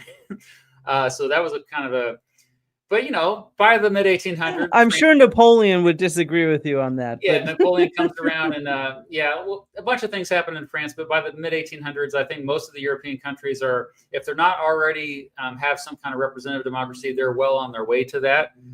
There's exceptions, of course. There are exceptions, but when we think about dictators in Europe, we don't think of the 1800s typically, other than Napoleon. We think of the 20th century. We think of the 1930s and Mussolini and Hitler and Stalin and all that. But yeah, so back to the United States, the Civil War, we have slavery is abolished with the 13th Amendment at the end of the Civil War. The 14th Amendment gives equal protection under the law for African Americans, later expanded to other Americans. But the 15th Amendment is the one that says African American men can now vote. Of course, southern states later find ways to suppress the vote. They get sneaky. They have laws. So I have a question for you. Yeah. So, all right, this allowed African American men to vote. What about other ethnicities or races? Like, because there were people from Asia migrating into areas like California that early, or there's indigenous people that were living in the U.S. Were any of these people considered citizens? Could they vote? I don't even know. Yeah, that's a great question. It kind of depends. Like, citizenship was also defined by the 14th Amendment. So the 14th Amendment said, and it was later affirmed by the Supreme Court in the 1890s, but it said basically that if you were born in the United States, you're automatically a citizen. So that made it so that not just African American men could vote, but any male citizen could vote. There were attempts to limit, especially like Chinese Americans from voting. Many of them were not citizens, and so that made it easier for them to be excluded. Okay. You had, there was different groups that were discriminated against back then. The Irish were discriminated against heavily, but also the Irish became a really important voting bloc in certain cities like Chicago and New York. So, same with Italians and other Eastern European groups. And so, but yeah, like it kind I'm of watching a shifted. lot of movies about the early mafia, so yeah, I realize Oh, this. nice. You Yeah. should watch Gangs of New York. That's one of my all-time favorite movies. Yeah, we got to get to that one. Yeah. That's a good one. So yeah, African American men can vote, but still not women. And uh, by the end of the 1800s, though, I think this is when the United States starts to get a little bit behind with democracy compared to the rest of the world, because now other countries are like, no, women should vote too.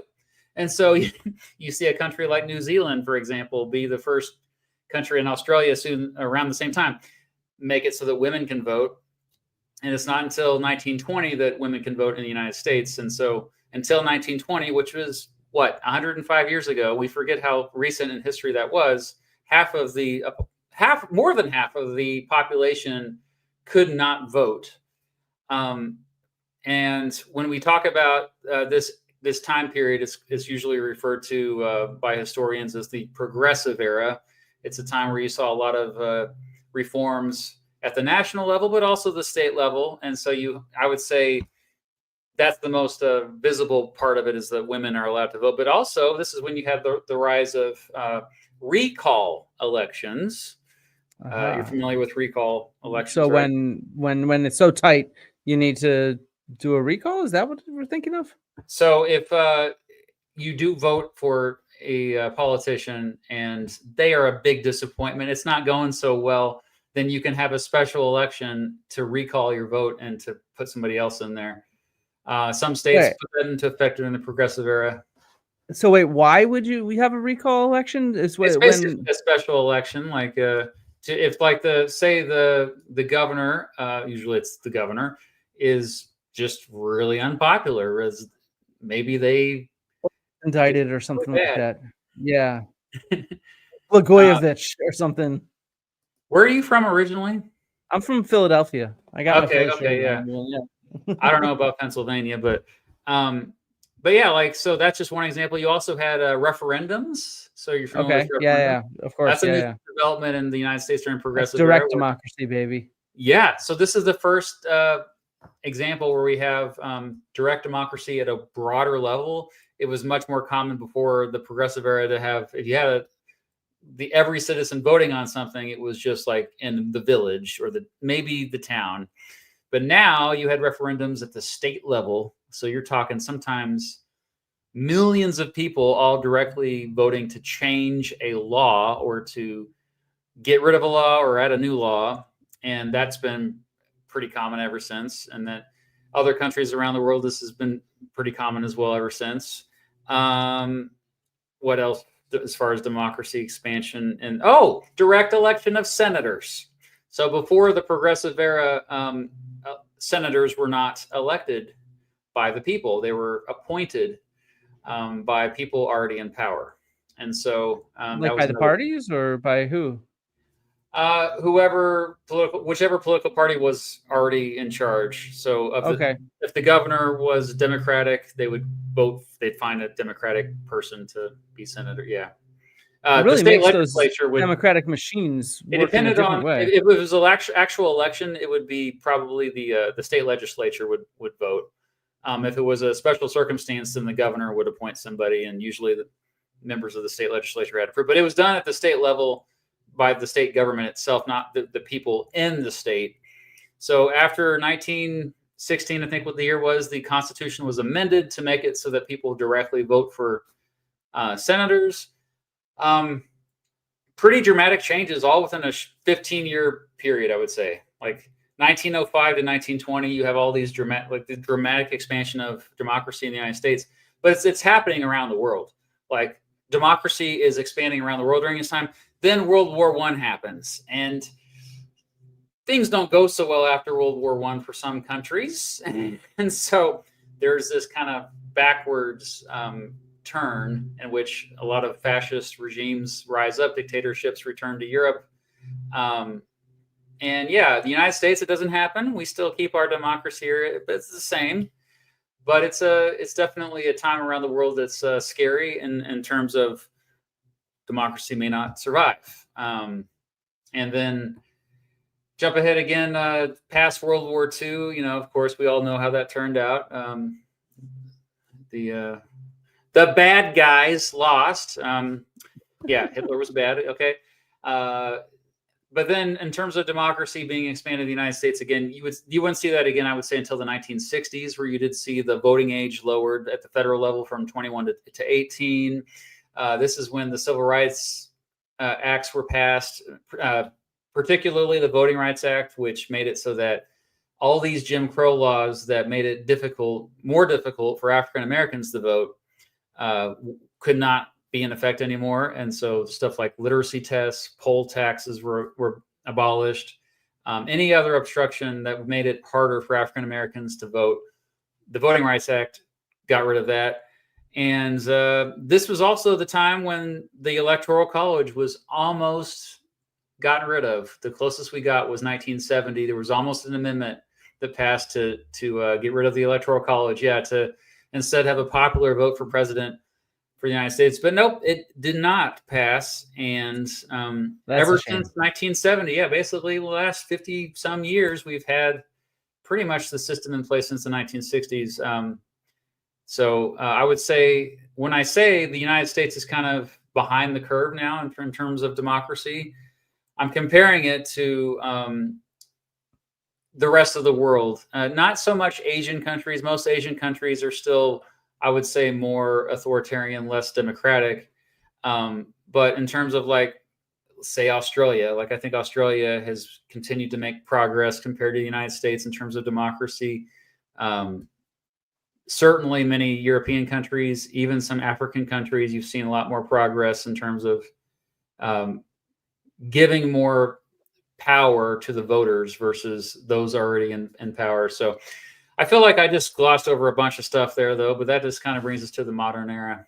Yeah. No, I think that's important. And I think it's interesting to see it in that perspective, especially comparing it to this ancient perspective, because one of the things that I'm struck by is that democracy is not a thing, it's a process.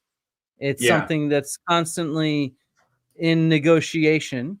And you brought up sort of after World War I, where there were losers and they backslid on democracy. But you know what's interesting is if you look at the modern US and ancient Athens and you compare the two, it actually seems to me like wealth and power, meaning international wealth and power, is also an impetus towards backsliding on democracy, or at least halting. It was sort of with all that development of all that wealth that Pericles was like, well, you know what? Let's limit citizenship and make it so you need to have 2 Athenian citizens as your parents to be a voting citizen. Or, now you have 1970. That's pretty close to around the time when America became the most powerful country in the world without any sort of real contenders, because the Soviet Union was backsliding at that time and becoming weaker and weaker. And and obviously the British Empire was dissolving still at that period of time. And so, it's at that time that sort of this movement towards more and more checks on power, our definition for democracy, it seemed to have stopped. Right. And so it's almost like right when it becomes the top dog in the world that it starts backsliding on this sort of approach towards more and more checks and more democracy. Yeah, it's interesting. The people that have the power don't want to give it up, and they use the law to their advantage. And yeah, it's not just the United States. I think a lot of countries, you've kind of seen this general trend. But what's interesting to me is, like, I always compare the current time we live in to the 1890s, because there's a wave of populism that's taking over the world right now. And I think it's rooted in this extreme wealth inequality that we're seeing, that a lot more people are. It's the combination of them struggling economically, like the lack of material wealth and opportunity, combined with the fact that they know they're getting screwed. They know that it's rigged. The game is rigged. And so it doesn't necessarily mean that it's going to have a happy ending where you're going to, because I think a similar thing also happened in the 1920s, which in the United States, that ended up looking like the New Deal. You had a lot more extra government programs to protect vulnerable people. But in Europe and many places, it looked like fascism. So it could go both directions. It could go more democratic or less democratic. And that's why it's a scary time to live in. because we Yeah, don't know which direction it's going to go. I think that's a really good point. I mean, we live in, I think every time in history is scary in its own way. As a historian, you start to realize that actually, well, there's lots of tumultuous periods. We're always writing history as we go. But certainly, I think there's justification for thinking of today as democratic backsliding, and that might be the way that we go. I don't know. I mean, what if you were going to predict the future? Where do you think we're going to go? We're going to head towards the Roman Empire, where we still pretend it's a democracy, but it's not, or are we going That's to where we are go? now.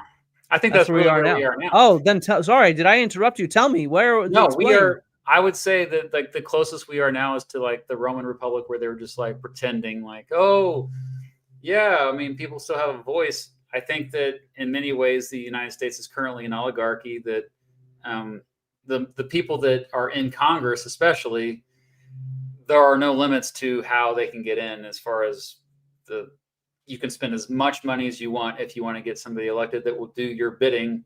You can bribe them very easily. Bribes are legal. Corruption is legal in many ways, and so that's what they do to get.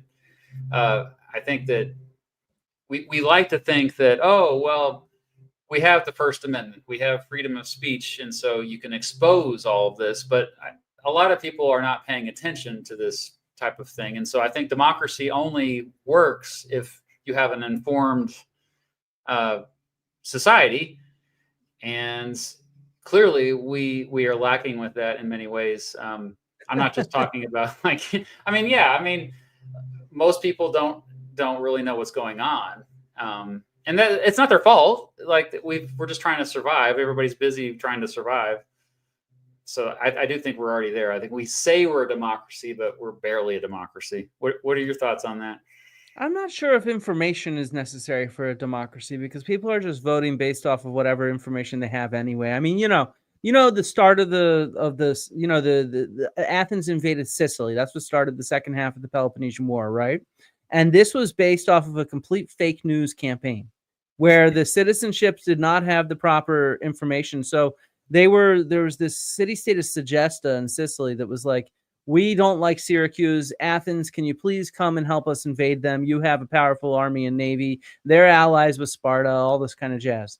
And the Athenians are like, I don't know, let's send some envoys over there to scope out the situation, right? So the envoys get there, and the Segestans decide to trick them. So the whole goal, part of the goal of the envoys is to determine, can the Segestans give us enough money to fund this campaign? And so what the Segestans do is they grab all of the silver and gold in the city and they move it from house to house. Wherever the envoys are having dinner, they have all that silver and gold in that house so they appear more wealthy than they are. The envoys return and there's this big assembly meeting. They're like, do we go to war with Syracuse and whatnot? And one of the big questions is, are we going to get paid properly so that we can fund this? And the envoys are like, yeah, we're going to get paid. They have all this gold and silver. See? Turns out it was all just fake news. It was all just a disinformation campaign to be able to subvert democracy, if you will. But I guess my point is I don't think anybody ever really knows what's going on. I think this idea of perfect information is this, I don't know, this fantasy we have in our internet world. And, think about the fog of war, if you will, during the Cold War, right? The lack of information to be able to make decisions as a voter about what to do during the Cold War or World War II or whatever. It must have been a lot of lack of information, fake news, and whatever's always out there. So I'm not sure about information, but I do agree with you. I think that the wealthy have put their thumbs on the scales, particularly in my mind since Citizens United, like 15, 20 years ago almost, where, it just seems like there's not as much worth that us ordinary people can do because there's just so much money. I mean, was Obama the last one? I forget. One of them around that time, 2008 or so, 2012, was the last time that somebody took public funding for their presidential campaign. Ever since then, it's all just private funding because they can raise so much money. And that all just comes from the very, very, very wealthy. And I mean, the Athenians knew this. The Athenians knew that wealthy people could hijack elections, which is why the council and other positions were chosen randomly by lot, because they knew that elections were not foolproof. And in my mind, I'm not that old, but I'm 40 something and revealing my age. And, in my time, I feel like I've seen this backsliding of democracy in my country, the US of A. And in this way, the wealthy have so much more power. And I think this division also has led to that as well. This sort of, the partisan division that is where we're just in these camps and there's no way to cut through the noise because we're in these fucking camps. Yeah.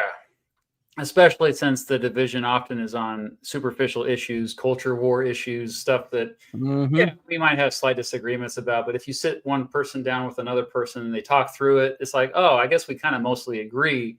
Whereas the real divide, I do believe, is class, and it's been this way throughout human history. But I think we've tolerated wealth inequality as long as progress kind of has that steady march forward.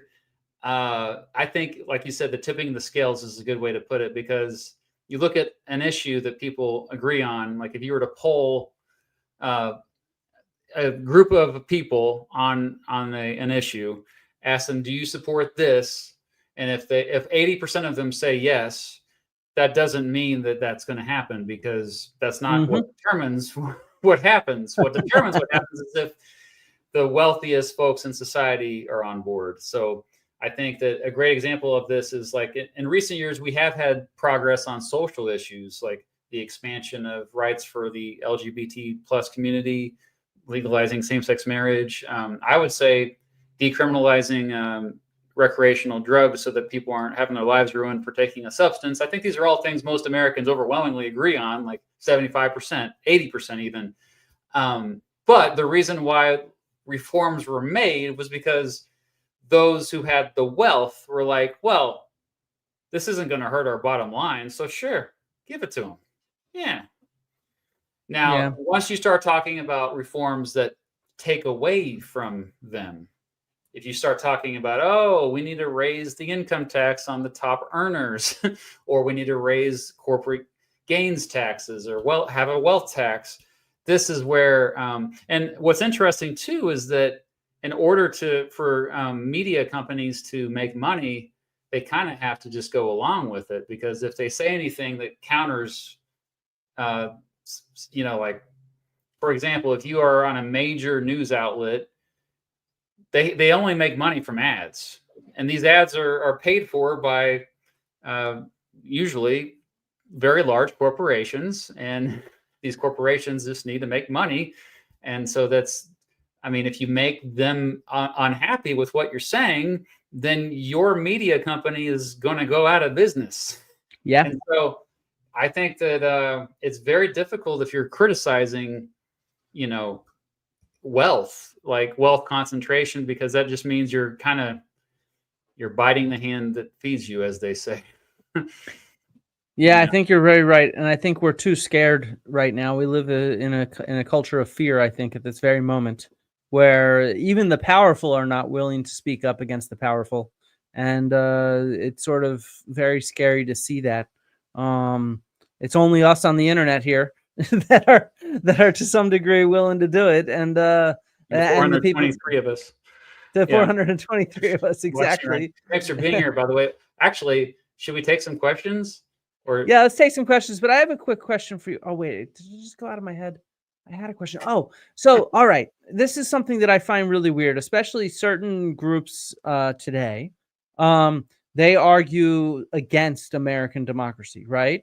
There's certain, like Curtis Yarvin, I think is the name of that political philosopher dude, who's like, we should move away from democracy. And something about this struck me as really weird, because like, even like Augustus, the first Roman emperor, and all the Roman emperors, they didn't want to, they still kept the fiction of it being the republic, the res publica, right? That's why we call it a republic, by the way. It's just the rule of the people, that kind of thing. Or the things of the people. Race is like a weird word, but so the matters of the people. But it kind of strikes me as so strange. It strikes me as, I've never, that I can think of, I've never seen many people argue against democracy. There was a period in the Peloponnesian Wars where the Spartans were anti-democracy and the Athenians were pro-democracy. And so there were factions in that sense, but that was like a regional conflict, if you see what I mean. That was like a That was like, like the Cold War type situation of communism versus democracy almost. But this is so different. I've never seen people want to argue for giving up rights. If you see what I mean, that's the argument that I hear when somebody says let's move away from democracy. That's like you're making an argument that I should voluntarily say no more rights, like democratic rights. And so that strikes me as weird. And I was wondering if you could think of any historical parallels to that in more recent times. Yeah, fascist societies where people they genuinely believe that there are other groups of people that are inferior to them. They dehumanize, they other them, and they justify it because, in their view, they truly believe this. I know this is hard for some of my viewers probably to understand, but like I do think that there's a certain percentage of humans out there who they think that they're better.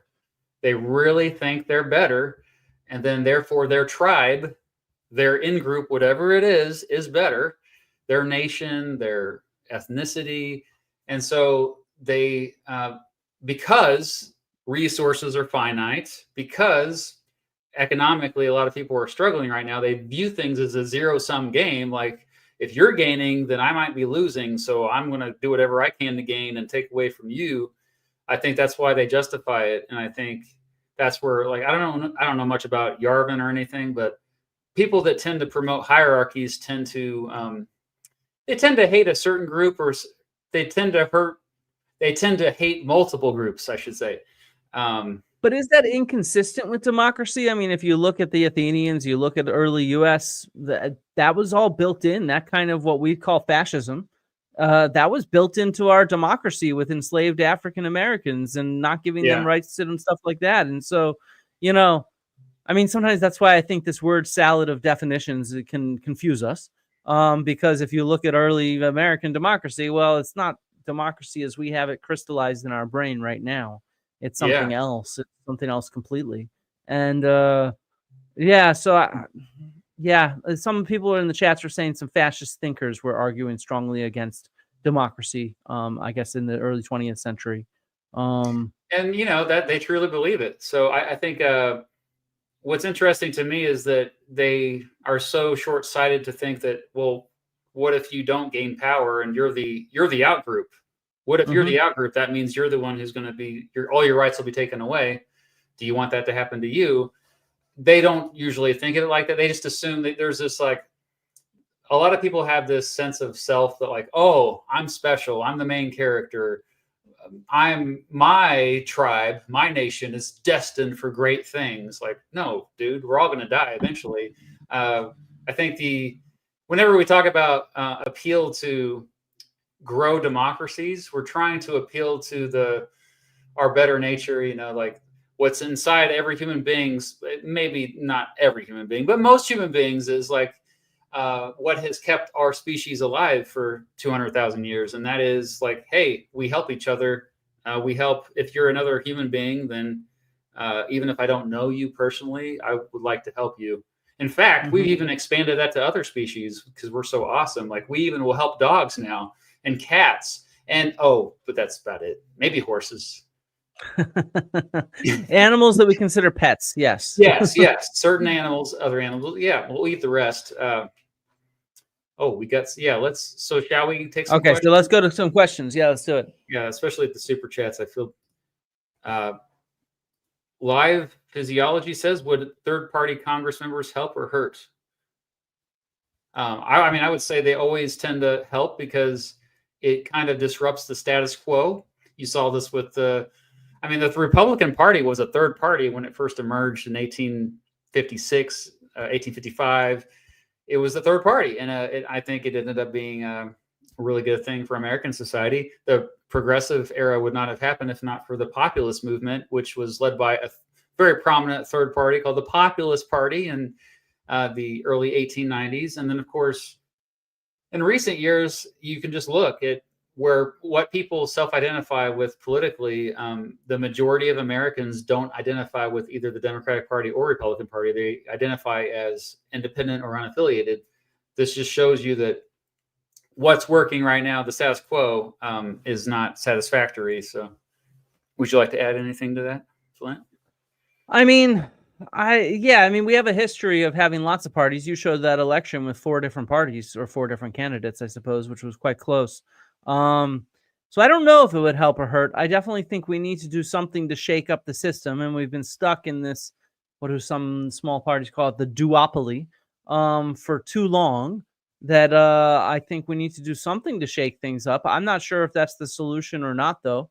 I don't know. It's as a historian, I look at the past, not the future. And so especially I look at the ancient past. Yeah, So yeah, I mean, but at the same time, there's a lot of other concerns that like my very first time voting, I voted for a third party. And then me since too. then, I have voted for one of the two major parties every other time because I think it's my values. Either I strongly believe in one of the candidates, which has happened occasionally, or I strongly disagree with one of the candidates, which has happened occasionally. And one of those two reasons keeps me voting for one of the two major parties so far. But I do think that, as you said, I think we've lost a lot of democratic norms, and we need to do something to shake that up. Maybe there's some way to shake that up in different ways. I maybe third party's the right way to do that. I'm not sure is the answer. Yeah. Someone said, "Should I move?" But I don't know where you're living, so I don't know what to tell you. Yeah, that's a good point. And it depends on what you want. I mean, yeah. What a question. Side vlog again. I don't know if I read this one yet, but democracy can always be improved, but it also should be protected at all costs. I think there's that famous Churchill quote I always like to bring up. The one where he says, "Let's see here. Democracy is the worst form of government except for all the others." That's a good one. Yeah, it's like okay, it's not perfect. I say the same thing about capitalism as an economic system. Uh, I mean, okay, you could try socialism or communism, but we've seen that be disastrous as well. At least, I mean, I don't think we're ready for those forms of economic systems. Capitalism clearly has its problems, but if you're going to like say get rid of the entire system, okay, what are you going to replace it with? Because that's not as easy as you think. Mhm. Mhm. Democracy, yeah. Is there anything better than democracy, Flint? I mean, it's pretty good. I mean, I think the way we are defining it, it's pretty awesome. We're Yeah, it's putting checks on those powerful, wealthy individuals. I think that that is exactly what our system of government should be doing. Because how else are you going to protect and provide rights for those who are not wealthy and powerful? And so, if we think about democracy as an ongoing process where the goal is to try to support those with less power and check those with more power, I am all for it, if that's how we're going to define it. It obviously manifests itself differently in so many different places and periods, and it's not always very effective as we've seen in any period. We're always like, well, but in this period, these people are disenfranchised. In this period, those people. In this period, and so it's always never perfect, but that's part of the process, I suppose, and that emphasizes that Churchill quote quite well as and the well. older I get, the more I am skeptical of hierarchies. I think, especially as I'm somebody who I have not been rich my whole life. Like I remember being pretty poor when I was younger, and now that I make pretty good money compared to then, I don't think I'm any better than anyone else. Like it's made me realize, like, well, maybe it is random. These hierarchies, like maybe a lot of people are just born into wealth. And so when you think about it Mhm. philosophically, I think it's just like, okay, yeah, the people that have the power, why are we putting up with that? Why do they get this power? Is the richest person in the world really the smartest, most valuable human being on the planet? No. Yeah. You're deluded if you think so. Like, okay, Veronica says we have an oligarchy. Choices are set at the top, and we pick from oligarchic candidates. Democracy is bottom up, and it shows in the policies chosen. Yeah, I think bottom up. That's the key. I think the trend towards individualism, not just in the West but around the world, uh, has really driven. I think our view. I think most people's view of democracy that it's more bottom up. Would you say? Yeah, and this I was actually thinking right now with this question, some other stuff I saw in the chat where there's this kind of thing where you know, Plato's philosophy where he's like, there's reality and then there's the simulation of reality, which is the matrix, and that's the ideals. So like, you know, there's the chair we're sitting on and we all wish it was the chair, that perfect chair, that ideal of a chair. And, you know, and this is what I think makes democracy so rare, because we have this ideal of a democracy in our head that we want to strive for. But whenever we look at it on the ground, it always kind of sucks. So, you know, like, and Yeah. in that sense, I don't think there's ever been a real democracy on our planet. I would struggle to think of an example where, to be honest, the wealthy and the powerful were actually effectively checked. There's certainly periods where it's a pendulum, and they're checked more this period in place versus that period in place. But to ever think of a place where we have nice egalitarianism, it's just like the myth of the noble savage that I was talking about earlier, with the egalitarianism of hunter-gatherers and stuff like that. I mean, geez, it might be that there wasn't the ability for hunter-gatherers to pass on inherited wealth with those hoarding, right? But they could still get that choice cut of meat, you know, from that hunt. Right. They could still get their choice selection of mates, perhaps. They could still get the better bedding material or whatever. I don't know. I'm just making up some of the stuff, but it's like, you know, to think that there's ever full, clear egalitarianism, let alone ever that ideal of democracy that we all have in our mind, we're kidding ourselves if we ever think that it existed. Politics 101. It's how power is distributed can be, you can look at it as just two people in a room together. Like if somebody's listening to their music and they're turning up the volume a little bit louder and the other person's getting annoyed by it, that's freaking politics. And that's why I get annoyed when damn kids turn down the volume. Well, they're like, oh, I'm not interested in politics. Like, what are you talking about? You just don't know what politics is. Like, it's unavoidable, that constant struggle of power. And I just think that, yeah, we have to constantly keep working through it. And as we pointed out multiple times in this stream, yeah, right now, clearly the weight is shifted towards the extremely wealthy. I think that there's overwhelming evidence for that. Now, how do you fix it? That's what we needed to debate. I think that could take forever to debate. This person has a specific question for you. Mike asks you, would you ever stream with Justin Sledge from the channel Esoterica? He said that he's a big fan and would love to collab if you reached out. Yeah. I don't know exactly how to reach out to him, but yeah, he's a professor that does, or a doctor that does esoteric stuff and Gnosticism and whatnot. I'd be happy to chat with him about ancient religions and stuff like that. So Mike, if you know him, tell him in his chat that I'm happy to, and he could reach out to me, or I can reach out to him. We can try to figure that out. Yeah. Right on. That appears to be all the super chats we have. Shall we wrap it up with final thoughts about democracy and from what we've learned? Yeah. Can you share my screen? Yes. Let me bring it back. I have to remove mine, I believe.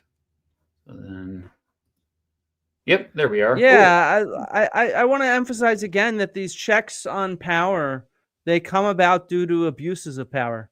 And so, you know, I think that that's part of what we are going through in today's world at times, where we see this stretching divide between the haves and the have-nots.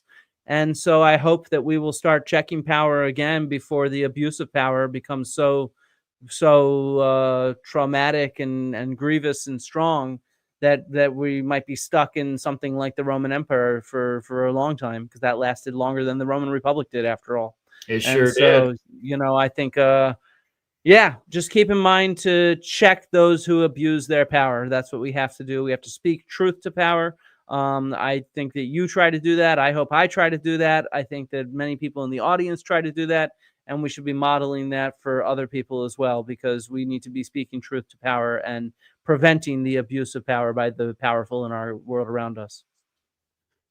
Very well put. I will add that often that check on the abuse of power only happens from somebody who has tremendous power.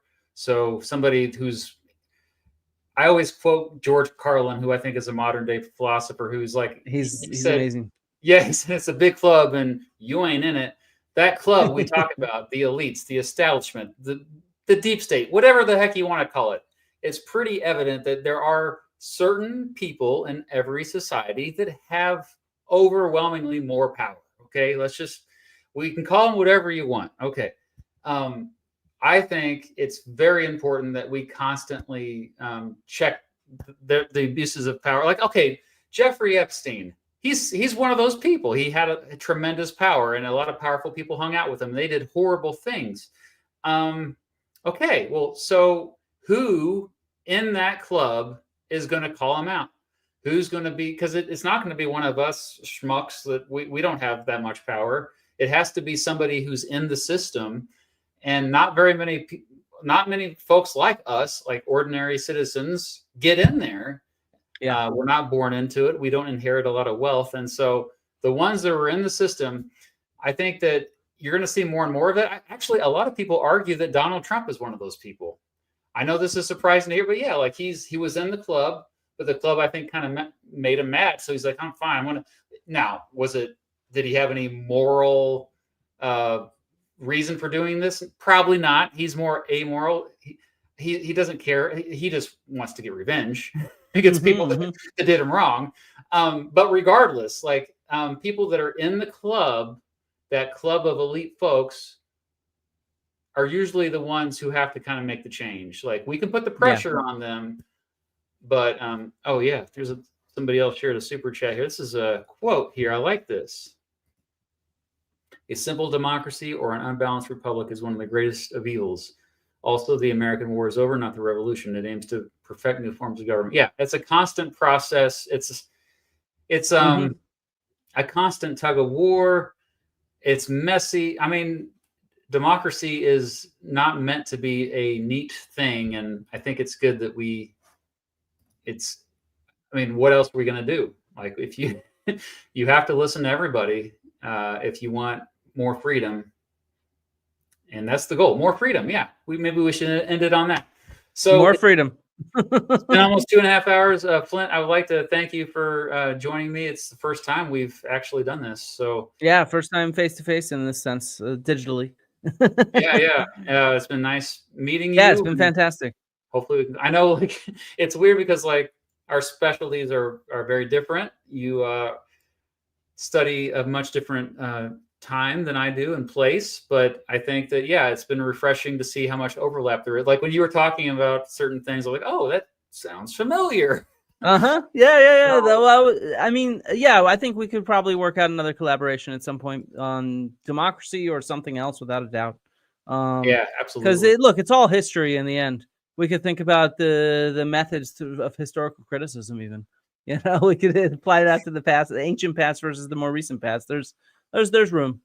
Current attacks on intellectualism. That's a good one. Yeah, without a doubt. Yeah. All right. Well, thank you, everyone, for tuning in, and we will see you next time.